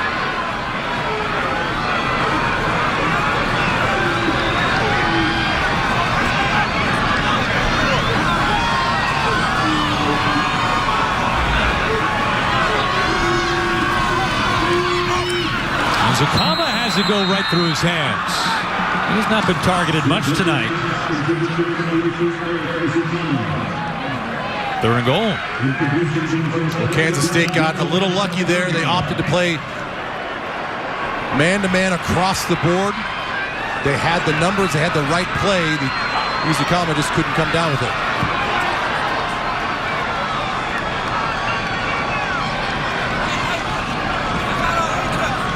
Third and goal from the 5. As they move Mannix to the top of your screen. Thompson on his feet. Into the end zone. What a spin and finish.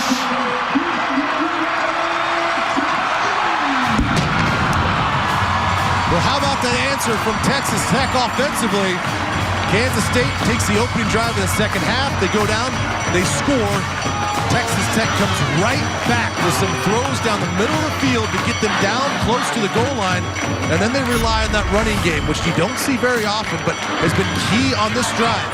Watch the hit that Thompson takes, the spin, and the second effort to get in the end zone.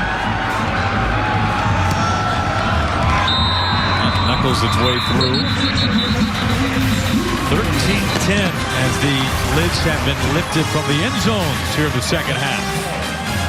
Broderick Thompson from 5 yards out.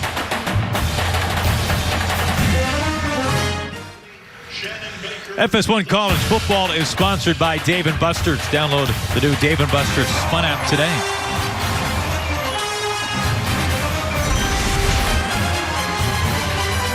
Broderick Thompson punching it in from 5 yards out. Making just a 3-point game. I could use some of those ribs right about now.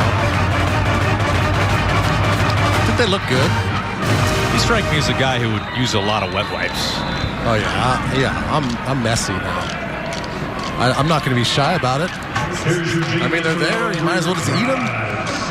Well, you can't be dainty when you're eating ribs. It's like eating chicken wings. Just go for it. I think we're talking about two separate things. From the end zone, Youngblood bringing it out. Youngblood had a 98-yarder return earlier this year in Texas. On his feet, still going, tiptoeing it in. What an answer from the Wildcats.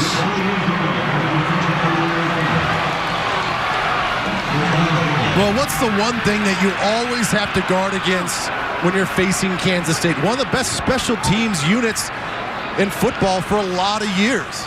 You know that you're going to get a very disciplined game. The return game is always going to be well blocked. And you get a guy like Youngblood who brags about his vertical speed and his quickness. And he picks up every necessary block. For the receiving team, number 23, that's his first. Will be enforced 15 yards on the kickoff. Will attempt to try. Unsportsmanlike penalty.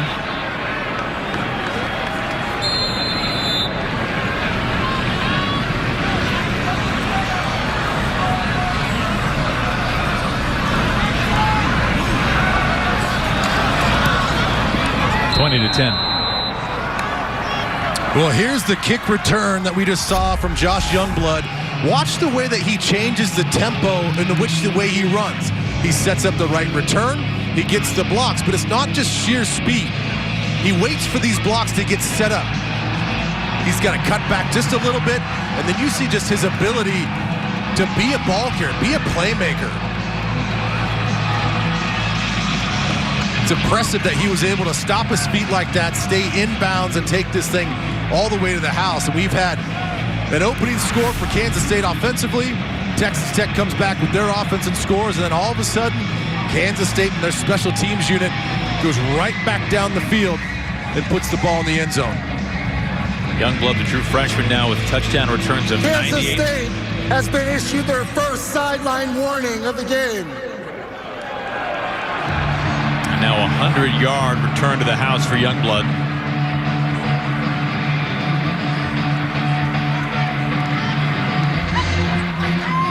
And all of a sudden that Texas Tech momentum has vanished.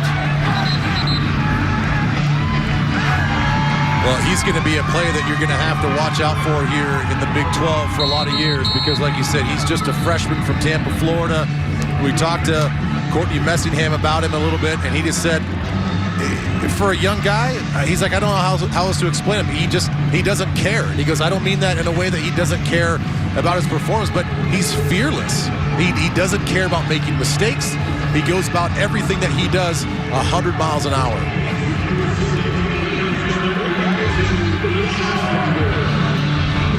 Oh, what an answer for K-State. Kicking off from the 20 following the penalty.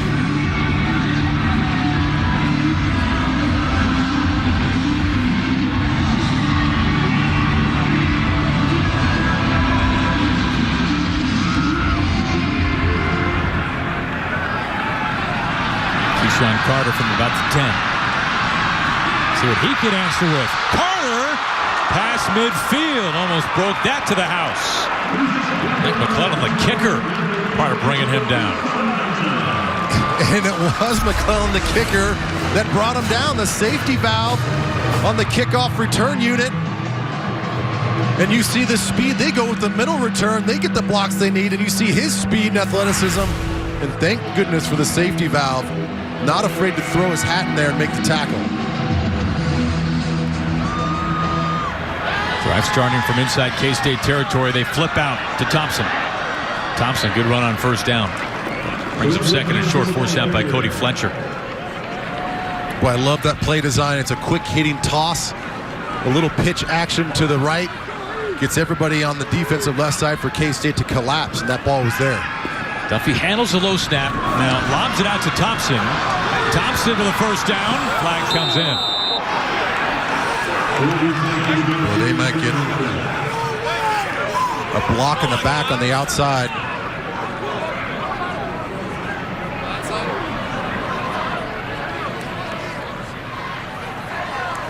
Illegal block in the back. Offense number 84. 10-yard penalty from the spot of the foul. Replay, second down. That's Ezukama on the bottom of your screen, number 84.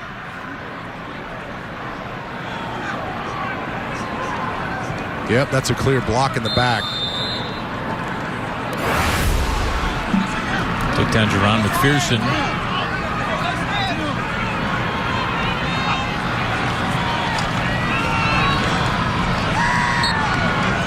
Thompson with the carry once again. He's been busy tonight. They pick up just enough for a first down for Texas Tech.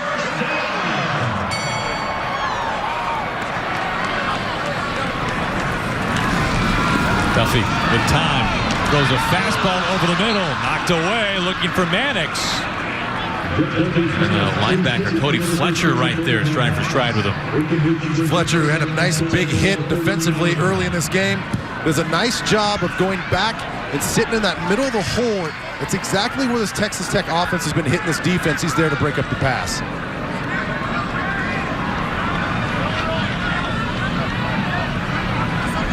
Move Turner in the formation. Jay Turner, 5 catches for 69 yards to lead all receivers. Duffy sets his feet, fires a strike over the middle for a first down. Travis Kuntz, his first catch tonight. Backup tight end, just his 8th reception this year. Well, there you see Eli Sullivan right in the middle of your screen. He knows it. He knows exactly where this ball is going to go. They're defending the spots. It's just that Duffy's delivering and being more accurate. To the end zone and touchdown! Eric Ezukama.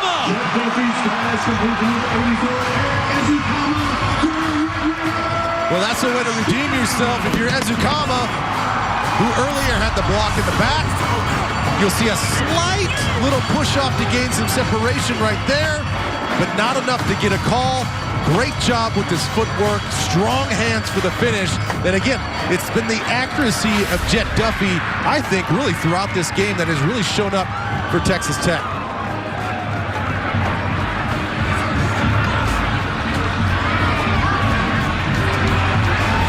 Red Raiders answer the 100-yard kickoff return for a score from Youngblood.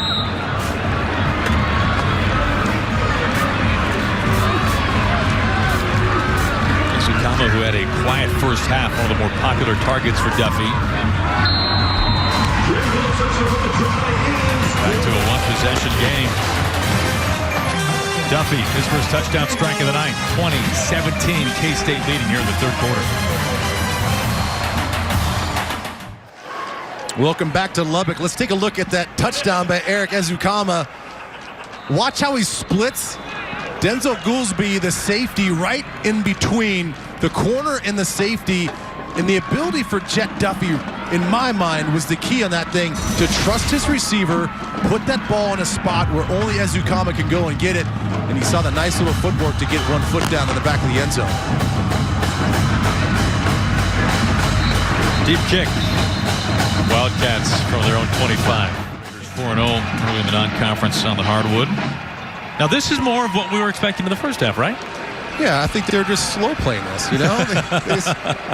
they just wanted to see, you know, they have a flair for the dramatic. We'll put it that way.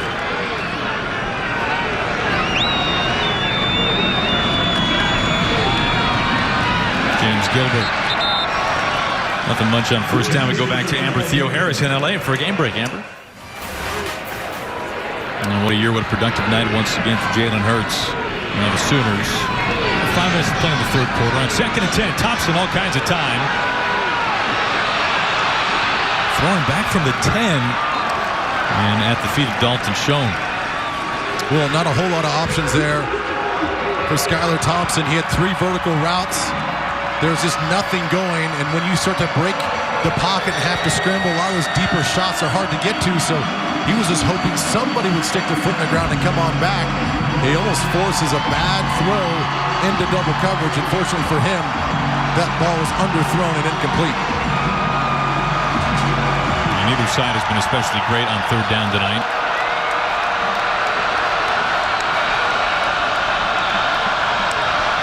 Texas Tech showing blitz. A lob.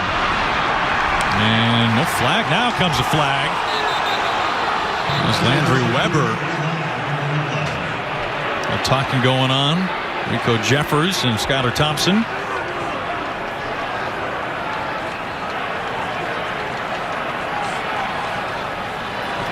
Weber coming off a season-best 50 yards last week against West Virginia. Pass interference. Defense, number 4. Spotted the foul. Automatic first down. Desmond Smith has been out the last 5 games with a knee injury. Yeah, Desmond Smith, we didn't know if he was going to play in this game because he hurt his leg on October 5th against Oklahoma State. He gets into this game and critical situation. You can see him grab the jersey there of Landry Weber. And just when we thought, I don't know if they're going to make a call. Yep, the late flag comes in on Desmond Smith. Now first and 10 from the 38. Thompson bootlegs out, plants, throws deep, and incomplete. Flag comes in again. This time looking for Taylor. Now Beck was there for the Red Raiders. Well, I know this is a judgment call, and clearly the side judge thought that this ball... Defense, number 24. 15-yard penalty. Automatic first down. Well, clearly he thought this ball was catchable, but to me, I don't think that this was a catchable ball, only because... Ooh, that's awfully close. It falls about 5 yards beyond where the contact happened. It was clearly pass interference, and he obviously thought the ball was catchable. Now inside Texas Tech territory. So consecutive PI flags on Texas Tech. Back in the hands of Knowles, who turns upfield, spins, and stays on his feet. Malik Knowles with a run on first down. Douglas Coleman finally brings him to the ground. Knowles shaken up. Officials timeout for an injured offensive player. Once again at 23. Well, now this is the third time that they ran this play with Knowles. This is reminiscent of the very first one in the first quarter. Starts on the right-hand side, goes in motion. It's the direct handoff, and you can see just, again, the speed. Let's see if we can look at what and where he got injured at the end of that play, because it happened as he hit the ground. Hard to tell what body part they're assessing right now. Now it does look like a right arm, right shoulder situation for Malik Knowles. Just those 3 carries. Knowles, the leading rusher for K-State, 44 yards. And he's a guy that got banged up early in the season as well. Although a lower body injury, a knee injury against Mississippi State. Only missed 1 game, but had to wear a knee brace. Was not 100% until a couple weeks ago. He's finally fully healthy. At least that's what they declared him. And it's unfortunate now that he seems to be in a lot of pain holding that right arm.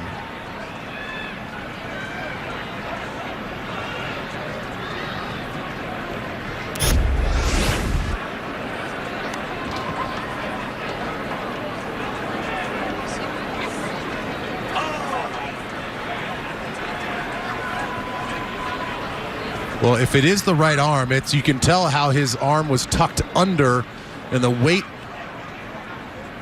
of Douglas Coleman sort of fell right on that right shoulder.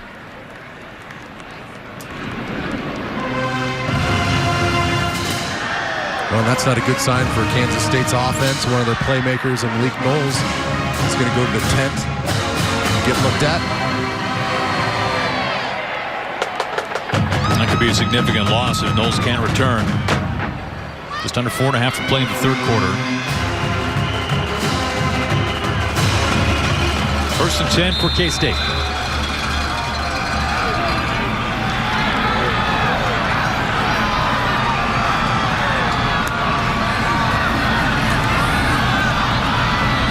for Jordan Brown out of the backfield. Is that a miscommunication or faking a pitch to him? Well, it's reminiscent of the pass that he caught earlier in that opening drive in which they went out and scored, getting the running back involved in the passing game right up that seam. They feel like there's a soft spot in that Texas Tech defense, and that one I think was just rushed a little bit by Skylar Thompson.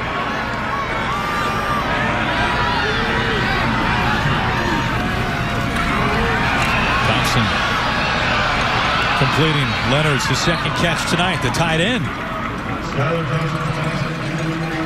Well, you're starting to see a little bit more misdirection, a little bit more creativity out of this offense here in the second half.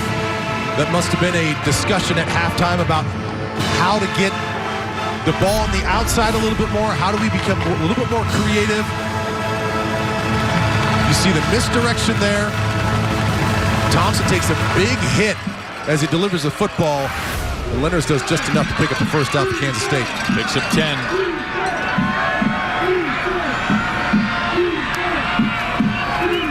Thompson keeping, going nowhere. Well, nice job by Rico Jeffers there. In on the play. He had to fight off a block as well and then got involved in the tackle. And he's a guy because of some injuries. Last week, Jordan Brooks goes out early in the game. Jeffers has to come in, slides over the middle linebacker spot. Adam Beck, normally a secondary player, has made some plays from the linebacker position. Thompson scanning. Running out of room. Back of the end zone, out of bounds.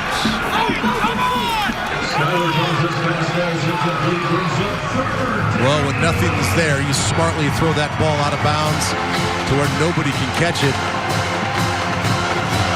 Kansas State's going to go a little bit more speed. Big guys are going to come out of this game. They're going to bring more receivers in the game at this point in time.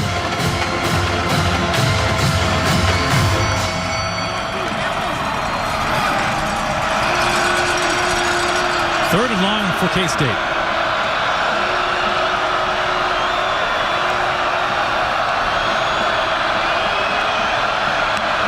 With a second to get it off, he does. Scanning, almost runs right into pressure, and he does! Rico Jeffers brings him down. Well, first of all, I think that Thompson was looking for Harry Trotter, the running back, out of the backfield as his primary read. He's looking right there. He doesn't see him, then he starts to panic. He thought he saw some green grass to the edge, but that was just Rico Jeffers getting knocked down. He does a great job of recovering, getting back up, and getting a sack for Texas Tech. From 43. Blake Lynch has had himself a busy night. That's his third field goal. He's 3 for 4. He's had a fantastic season. Hey, the second half, we've seen 6 a few times. Yeah, we really have. Both teams have sort of woken up. Kansas State, the opening drive, scores for them, and all of a sudden Texas Tech with this huge answer. And then Texas Tech later on after the kickoff return by Kansas State by Josh Youngblood for 100 yards. You see Ezu Kama there with the answer there for Texas Tech. And now Kansas State comes right back and puts 3 points on the board after a stiff defensive stop there for Texas Tech. Those two programs combining 13 drives, no touchdowns in the first half. Different story in the second. 5 drives. They found pay dirt 4 times.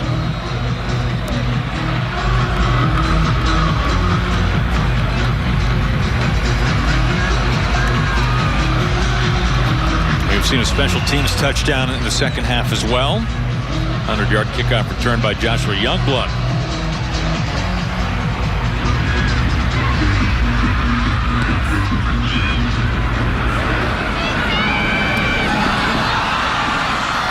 Adrian Taylor. Run out of bounds at about the 25. Adrian Taylor. What have you made of the performance tonight been from Jet Duffy? I've been pretty impressed. He's shown some accuracy down the field. I think they've changed their approach offensively from throwing out horizontal and trying to get guys to make some plays in space. And they said, let's just get Jet to throw this ball in between the hashes, see if they can split some of these safeties and really stress those guys out. And I think he's been accurate all day long. Leading rusher as well for Texas Tech as he loses that on the throw and nearly picked off. That was Daniel Green. Well, that ball was deflected up in the air and almost a disaster there for Texas Tech as Daniel Green, number 22 in the middle of your screen. Well, that just slipped out of his hands. Throwing the bar soaked. Thompson trying to change directions. Takes a hit. Thompson, the ball carrier. And bring up 3rd and long. Tackle made number 22, Daniel. Well, an unforced error for Texas Tech on 1st down now sets them up for a 3rd and 10 situation. Got to watch out for the pressure from Kansas State now.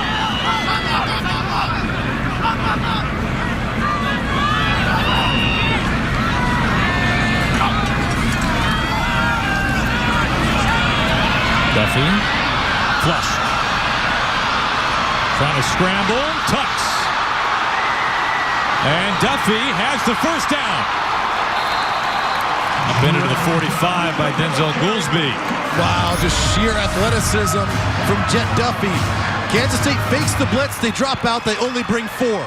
They get pressure, they get a few hands on him, but just watch the footwork and athleticism Duffy to pick up that 1st down. Duffy now 83 yards on the ground. Complete over the middle, he finds Dante Thompson. Moves the chains again.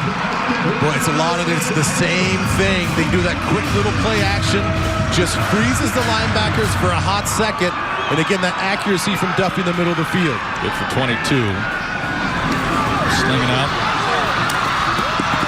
Out of bounds just shy of the 20 as he finds Keyshawn Carter. When Ezukama has to be careful on the outside again. He got flagged already for a block in the back, and that was awfully close on another one. 2nd and 1 after a gain of 9. Thompson has the 1st. Inside the 20.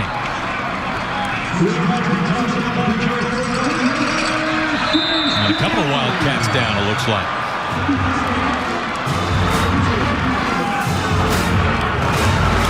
Seconds to play in the 3rd quarter.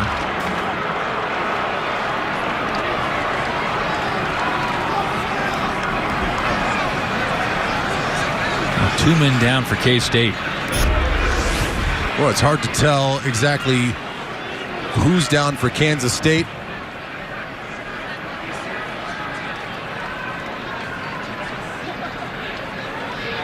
Could be Wyatt Hubert, 56, and then Daniel Green. No, Green got up there at 22. He gets up. It is Daniel Green who's on the ground, and it was Wiley, Drew Wiley, number 59, walking awkwardly and gingerly, but it's good to see both players, although slow, walking off under their own power.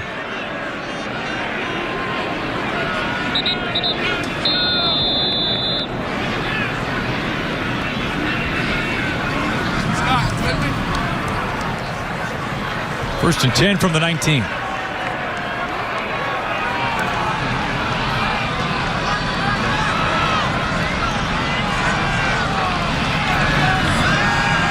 Duffy sets. Checks down to Thompson. Thompson with some shake. Inside the 10. And that takes us to the 4th quarter. Now, if you missed the 1st half, you didn't miss much. You really didn't. But you're staying here for the 2nd half of the 4th quarter in particular. We got a ball game. K-State already bowl eligible. Meanwhile, Texas Tech, they need to win out tonight in their final game to be bowl eligible. We got the 4th quarter straight ahead.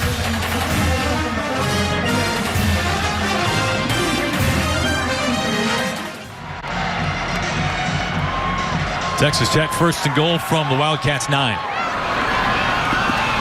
And misdirection again. This has not quite worked out yet. Will it work out this time? Out of bounds. There must be some upside to 3 offensive players touch the ball. Well, and it's a little baffling because if you go back and watch some of the games, some of the issues have been on the interior of the offensive line. And now you're just asking those guys to block even longer. And it just has not worked out today. Second and goal. No snap to Duffy. Stretching out buying time, and it's suddenly third and goal. Daquan Patton, linebacker, with some pressure. Well, and that's the thing what happens when you dial up one of those trickeration plays, those gadget plays. If it doesn't work, now you're sitting at 2nd and 10. And now you've really put the advantage into the defense's hands, and then you don't convert, and now they're staring at 3rd and goal from the 9-yard line. They move Thompson to the short side of the field. 3 receivers bunched.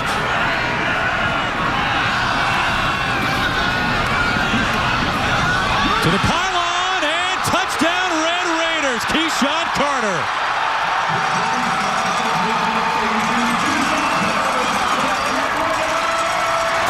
Tied at 23.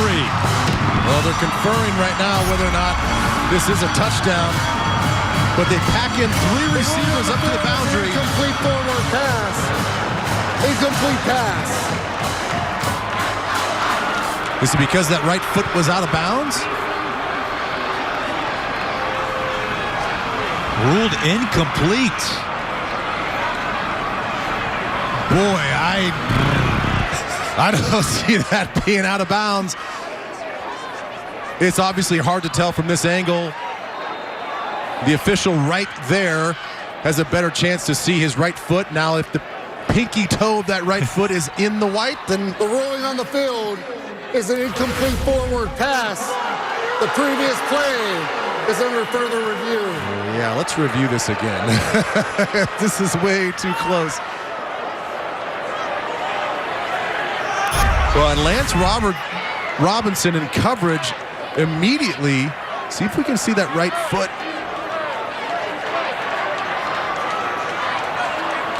It's really hard to tell.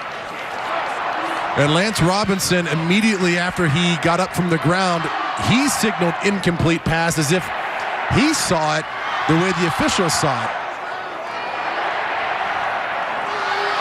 But from that angle there, does not look like to me that that right foot is out of bounds.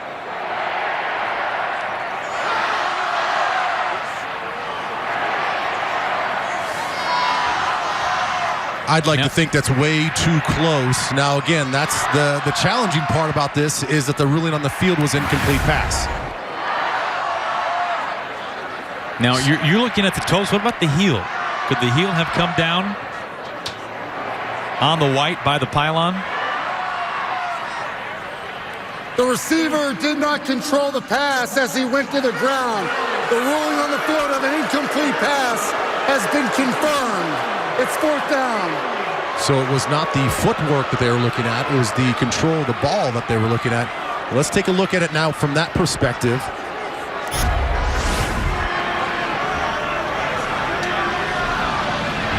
Oh, boy.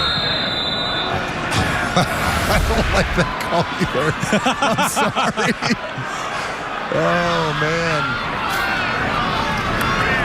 Trey Wolf knocks through his second, this time from 27 yards out. So in the Lever rule book, they're 0 for 2 on one play. 23-20, Wildcats the lead.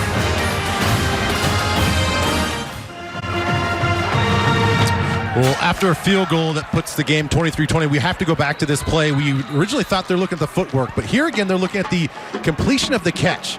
And here's the thing that I'm confused on is once your body part, there's ball control there, and once the body part touches the pylon, to me, the play is dead. That should be a touchdown.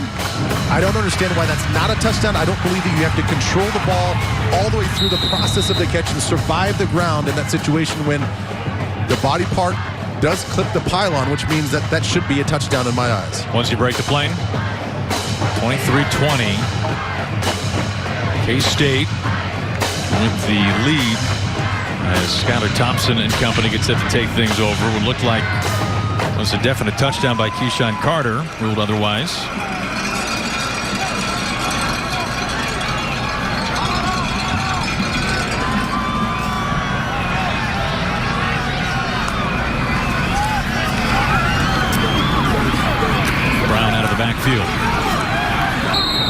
driven back.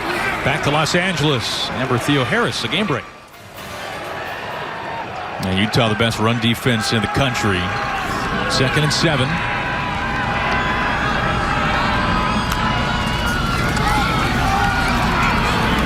On the handoff, Brown. Brown picks up the first. Now a flag comes in. I think there's going to be a holding call on Kansas State's offensive front. Holding. Offense, number 76. 10-yard penalty from the spot of the foul. That's Josh. Play second down. That's Josh Rivas. At first glance, it looked like Xavier Benson, number 37 for Texas Tech, was trying to scrape over the top and make the play, and his arms sort of flailed in the air. Let's take a look at this. Again, 76 Rivas on the infraction. There's the left-hand hold there on Xavier Benson. Mikey Gill, who was injured earlier, back on the field in motion as this is dropped through the hands of Jordan Brown. Boy, they are really making an emphasis to get the running backs out of the backfield in the passing game, but I tell you what, Nick Lenners, the tight end, was streaking through the middle of the field. He was on a clear-out route, really just a decoy, but had Skyler had his focus on Lenners, that could have been a big play for the big tight end down the middle of the field. Now having to drop something on 3rd and 17.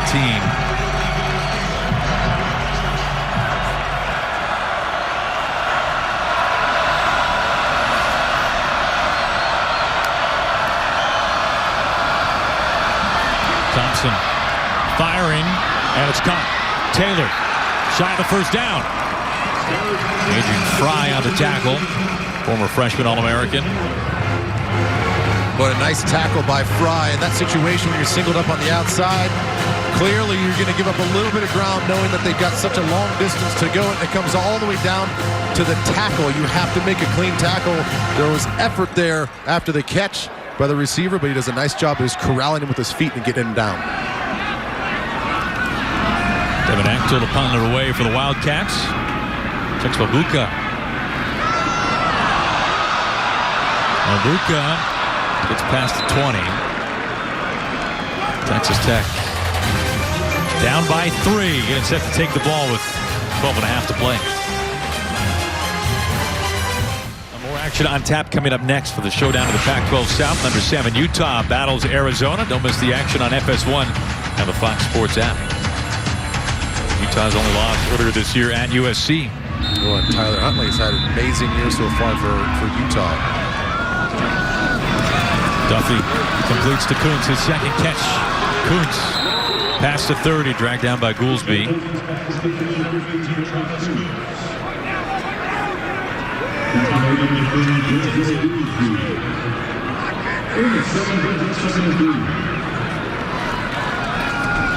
Duffy on 2nd and 3, completes for a first down. Ezukama, he'll move the chains. Boy, real smart by Duffy there. Again, he's looking for that middle of the field throw. He sees that immediately that it's not going to be there, and he goes directly to the outside. Good run up the middle. So Roderick Thompson. Texas Tech marching downfield.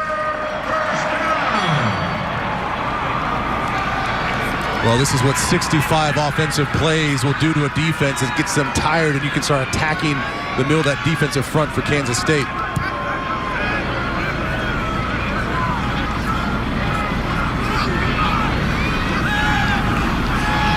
Duffy airs it out down the sideline. What a catch! Dropped Ezukama. Lance Robinson on the coverage.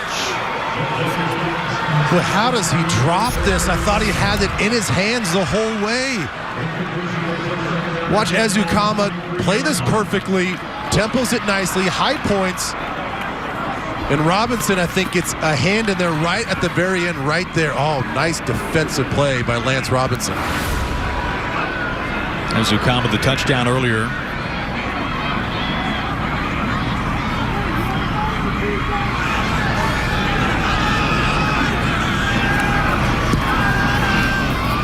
Into tight coverage. Elijah Sullivan draped all over Dante Thompson. Well, that's kind of what he's taught to do when it comes to some of these half-field reads. He's going to look at 1, 2. If it's not there immediately, he looks for the check down. And that time it was well covered by Kansas State.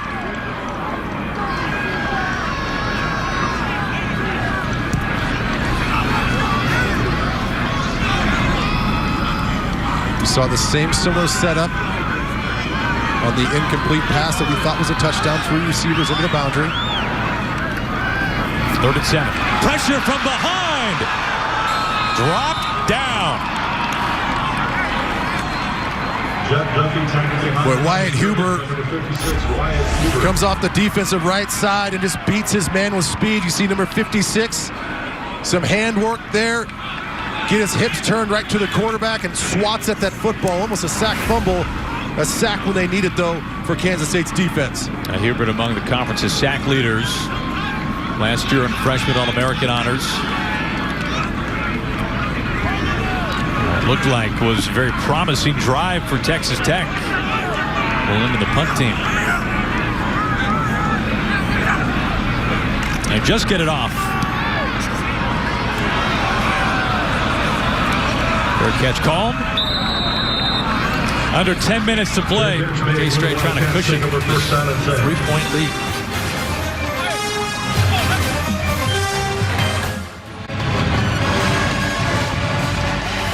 Skylar Thompson and K-State take it over. For those of you looking for number 7, Utah at Arizona, we'll get you out to the desert as soon as this one is in the books. In the meantime, that game is available on FS2. And of course, streaming live on the Fox Sports app. Under 10 minutes to play. K-State by 3.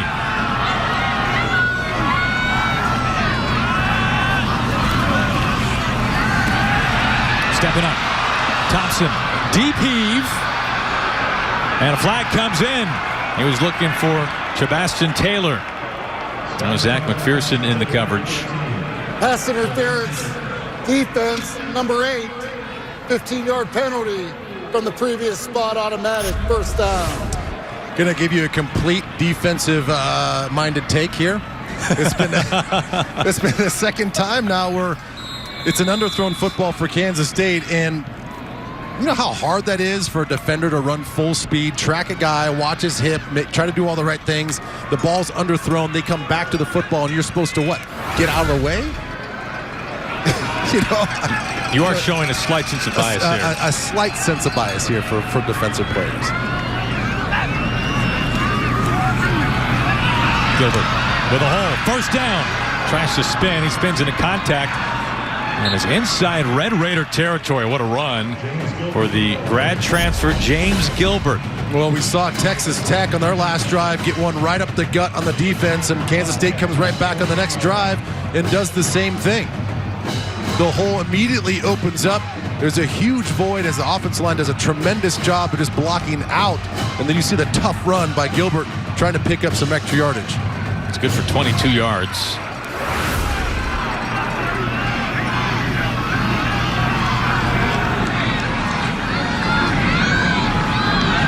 Thompson to pass. Pressure. Has a man. Complete. Taylor can glide into the end zone. First touchdown this year for the sophomore, Chabastin Taylor. Well, watch the patience that you have to have and develop on this. This is a two-man route. He's got to win all the way across the field. And that ball was delivered when he was not even to the hash mark yet. And what you have to have in those type of plays on a two-man route, waiting for things to open up, is protection. And that's exactly what the offensive line gave Skylar Thompson. And he waited for the right moment to throw his receiver open. Chabastin Taylor, just 6 catches all year. He's got 3 tonight with a game-leading 74 yards. And now a score. Well, from Matt Wells' perspective, first-year head coach for the Red Raiders, they need to win tonight. They need to win out their final 2 games to become bowl eligible. We look at the road ahead for Texas Tech, sponsored by Coors Light, made to chill, celebrate responsibly. They've got the rival Longhorns coming up on tap. That'll be seen on Fox next Saturday. Coverage begins at 11 a.m. Eastern. They have to come from down 10 in this one To give that game next week a little extra juice. Well, slight correction there. That game will be played on Friday. Oh, thank you. Yes. So they have a quick turnaround, both Texas and Texas Tech. Playing the Friday after Thanksgiving. So probably no extra turkey for those guys. No overeating on a Friday game. How big of a deal is that one day? That one day less than you're used to? I think at the end of the season it makes it a big deal. But they also know that this is the last push. You know, you got one game left. It's the light at the end of the tunnel. So they can get through it. They can push through it. But it is hard.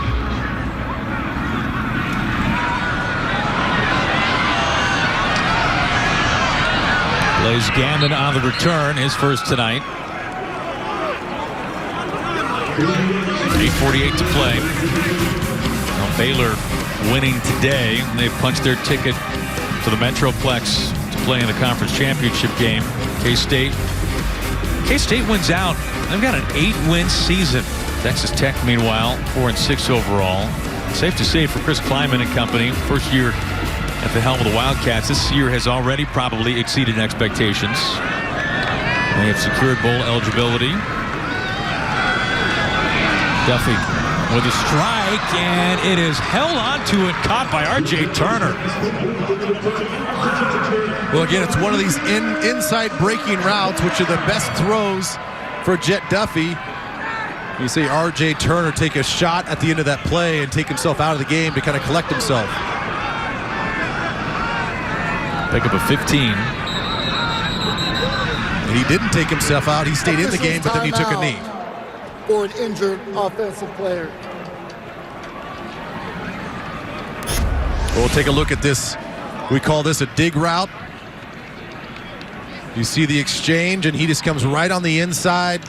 And there's the hit that he takes from the right shoulder of Wayne Jones.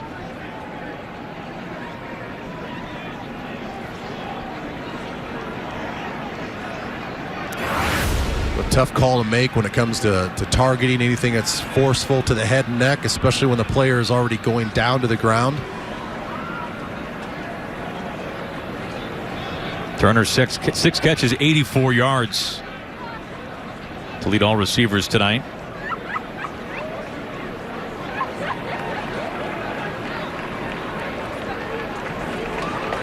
And he's going to walk off the field and head to the bench area. I think he appreciated being tapped on the head right there. I always thought that was interesting myself when I played. And you take a big hit and everyone wants to pat you on the head. Would you just stop it? Like, I can barely see where I'm walking right now. Have some feel for the room. Now 1st and 10 for Jet Duffy, who has thrown a rare interception tonight. He pitches out to Thompson. The shake gets past the 40.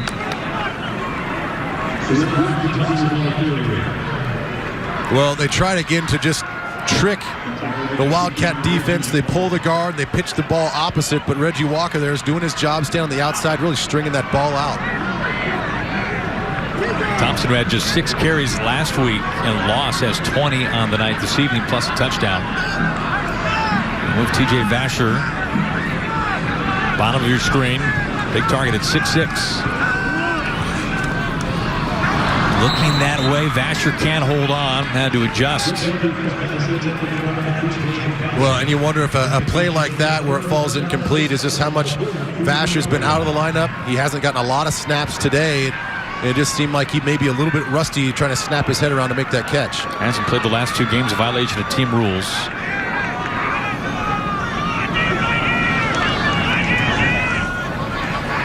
Third and 6.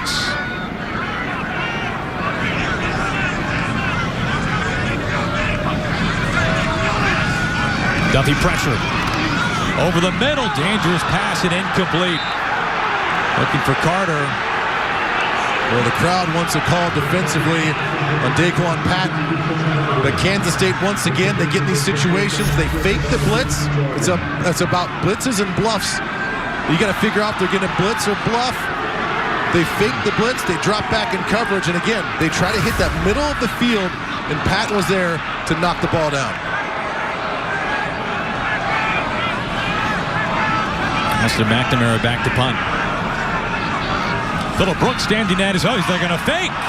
A deep throw, wide open, as Ukama has it.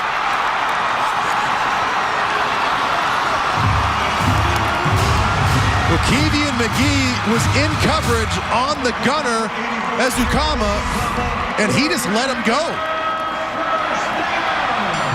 He flat out just let him go, eyes in the backfield, not paying attention, and the easy throw to Ezukama. Austin McNamara, the true freshman, auditioning for backup quarterback spot. Good for 34 yards. Here's Duffy. He puts some air underneath it, and it's intercepted in the end zone.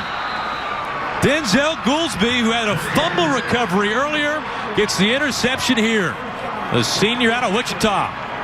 Well, Goolsby does such a nice job of just watching the quarterback's eyes, understanding the routes that he's been given.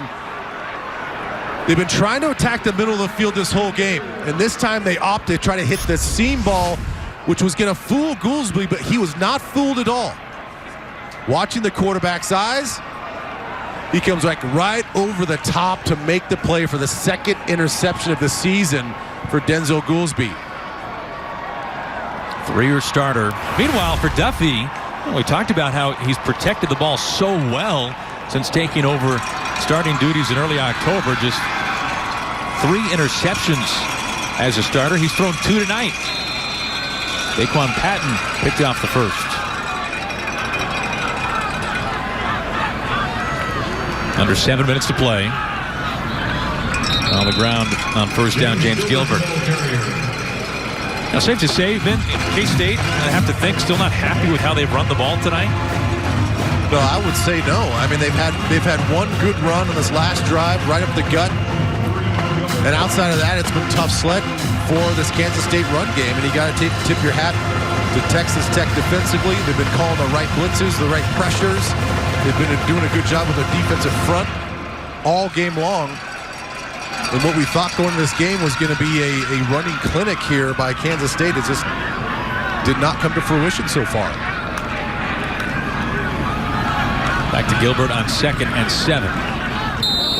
Brings up 3rd down. Well, you can see on that play partially why. Just all the black jerseys, once that ball is handed off and declared, everybody for Texas Tech is running to the football. It's gang tackling mentality. They're closing off all the creases on the inside, and they've played with tremendous effort in the run game all game long.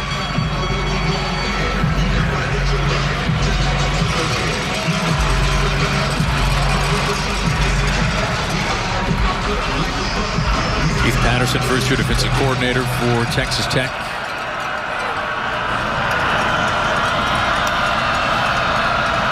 Harry Trotter, the running back.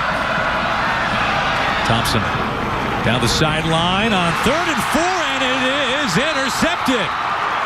Adrian Fry.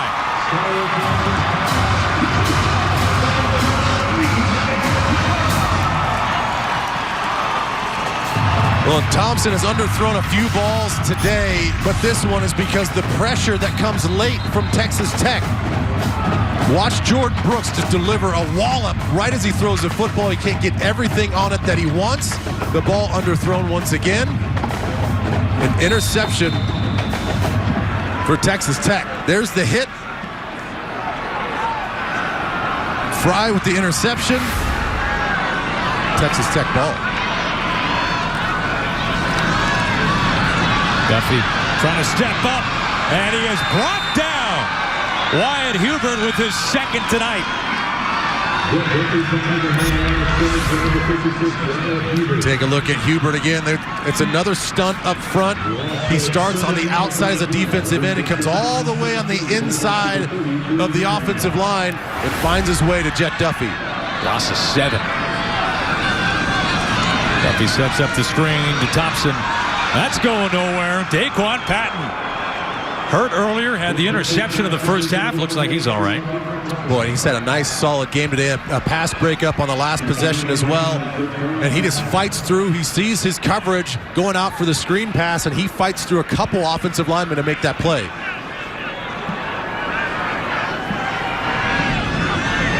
What do they have down up here in 3rd and 18? Mannix not enough. As Robinson forces him out. It's like maybe another injury on the Officials sideline. timeout for a defensive player. 4th and 8 upcoming for Texas Tech. Jerron McPherson, young man down. Now, before NFL games kick off tomorrow, download the Fox Sports Super 6 app and play Super 6 NFL Sunday for free for a chance to win Terry Bradshaw's money. Terry looks so willing to give it away. 10-point K-State lead. Just over 4 minutes to play. Well, it's pretty evident here at 4th and 8, down by 10, that this is going to be 4-down territory for Texas Tech. They did just enough on the 3rd and long to pick up a little bit more of a manageable situation on 4th down. And again, keep in mind, more of their successful passing plays have been over the middle of the field. So that's obviously something that Scotty Hazelton right there is thinking about as far as his play calls. They've been bluffing a lot with the blitzes with the linebackers on the inside pre-snap and then dropping late when the ball is snapped, and that's really been giving Duffy some fits.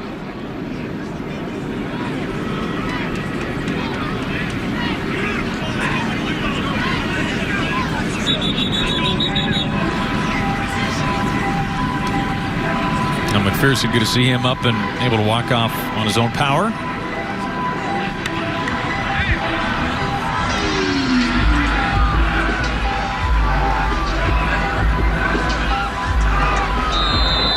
.4:11 to play. There's that bluff look again. They drop. On 4th and 8, they convert. R.J. Turner streaking into the end zone.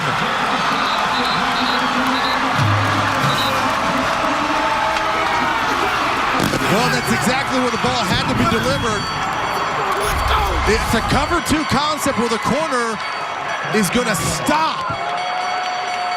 He has the responsibility in the flat. He's expecting safety help. And Turner sits down right in that soft spot of the defense. And Jet Duffy, like I was talking about earlier, loves to attack the middle of the field. They take the middle of the field away, and they attack on the outside with R.J. Turner. The result of the play is a touchdown. Personal foul. First collar tackle by the defense, number 2. That 15-yard penalty will be assessed on the kickoff. We'll attempt to try. And it's Robinson. You know, K-State's defense had allowed only 1 4th down conversion all year. Florida, the only other school to allow just a single 4th down conversion. They convert on 4th and 8.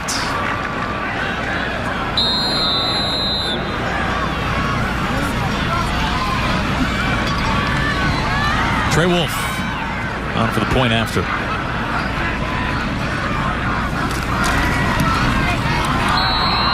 We are back to a 3-point game. 58 yards, Duffy to Turner. For the score.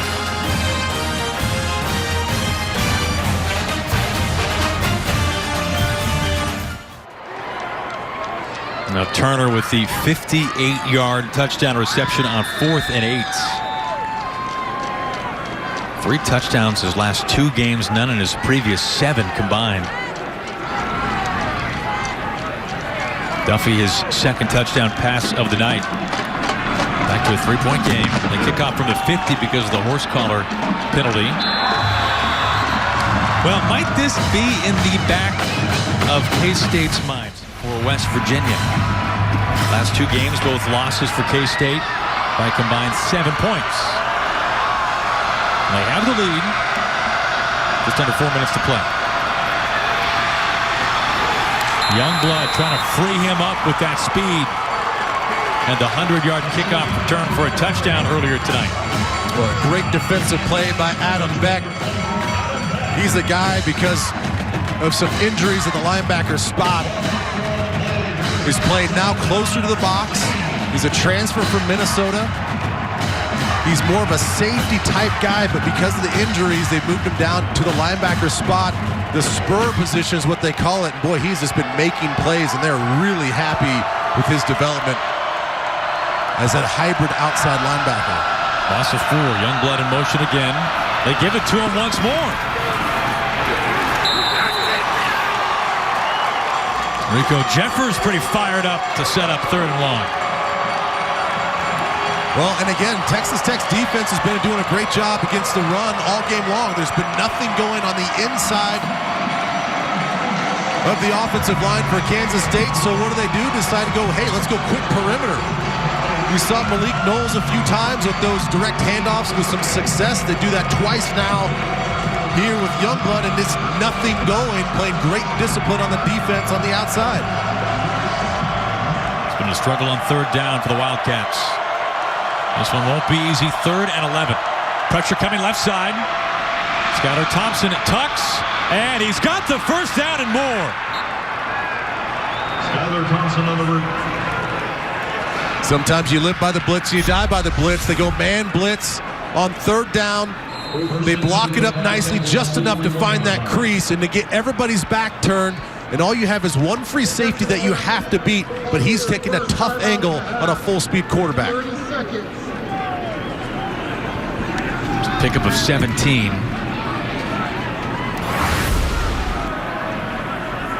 Timeout called by Texas Tech. 2:20 to play. K-State nursing a 3-point lead. Well, going back to that play, what just nice recognition from Thompson to see the blitz, understanding he can tuck that ball right away as long as he can find a crease.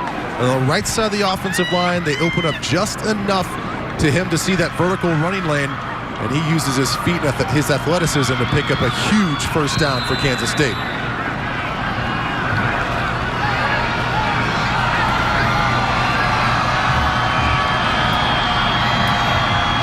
Taylor in motion. Thompson, the handoff to Gilbert. Shakes free, now dropped. Xavier Benson, linebacker for the Red Raiders. Well, and this is where you got to be telling your offensive players for Kansas State, anytime any ball carrier that's going to get the ball, either the run or the pass, that this is a defense that prides itself on taking the ball away. They lead the nation in turnover ratio at +7, but they have 18 takeaways by this defense alone, which again, going back to the stats and everything we talk about as far as the rankings within the Big 12, it's a little baffling that they can be so good taking the ball away, but yet give up so many yards. I'll tell you what, this first half tonight that we saw was a scoop of vanilla ice cream in a paper cup, and this second half has been a hot fudge sundae. This has been everything you've wanted for the entire game. It's been fantastic. Are there peanuts sprinkled on that? For you, yes. Yes.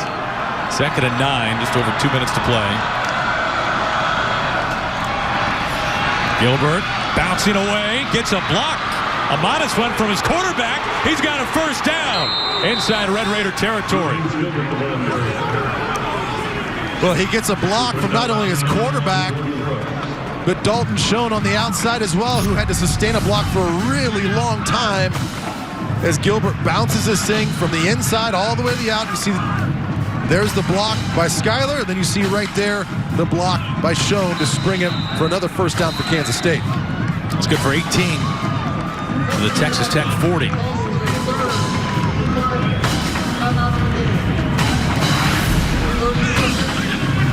Texas Tech has now spent all 3 timeouts. Under 2 minutes to play.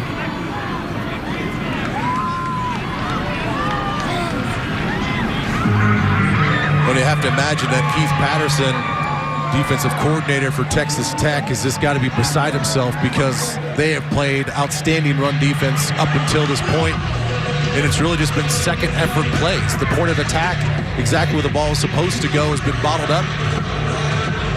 Kansas State using just second effort and vision by the running back to pick up a 1st down, going back to the blitz that he dialed up on 3rd and 8.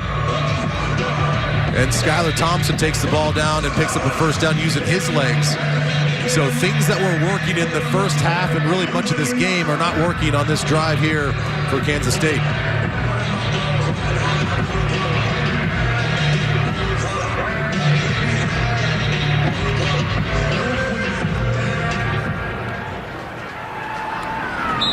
taking a knee.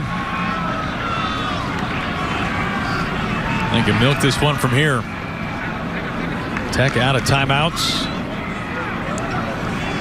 Work the play clock all the way down. Well, you can just see Adrian Fry, just the shaking of the head, the frustration.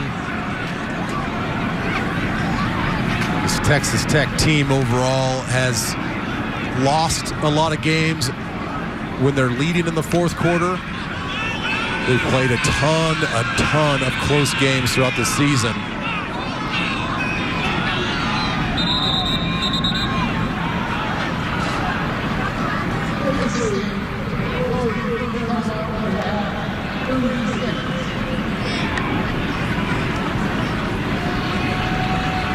K-State uses a timeout.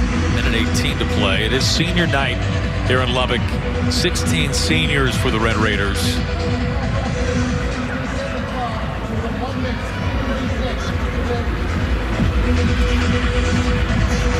Terrence Steele, one of the 5 senior captains tonight, making his 46th career start. It's Broderick Washington Jr., defensive tackle from Longview, Texas, playing his final game here in Lubbock. Travis Bruffy, senior out of Edwardsville, Illinois, 3-year starter. Double major in finance and accounting. His final home game. They reset the clock to 1:21. We'll be getting you out to Tucson. Number 7 Utah taking on Arizona on Pac-12 After Dark. Get you out there as soon as this final 1:21 ticks off the clock. This game in the first half did not feature a touchdown. It was 6-3. K-State had the lead going into halftime. How about the second half offensive productivity for Chris Klieman and his offensive crew? Well, it really was just done through the air, and we saw the 100-yard kickoff return by Joshua Youngblood as well. But when they needed to air it out, they aired it out. And it's something that I thought that they were going to do a little bit more in the first half, and that's really sort of what they do. They are going to run the football. They do get you to think about the run a lot. They use play action pass. They don't have a ton of dynamic receiving routes, but they do hit you with some play action passes, and that's kind of what happened in the second half. Was 2-man routes, nothing fancy. They got the running backs involved in the pass game as well a little bit. So just a few wrinkles and a few pieces of creativity sort of opened this thing up for Kansas State.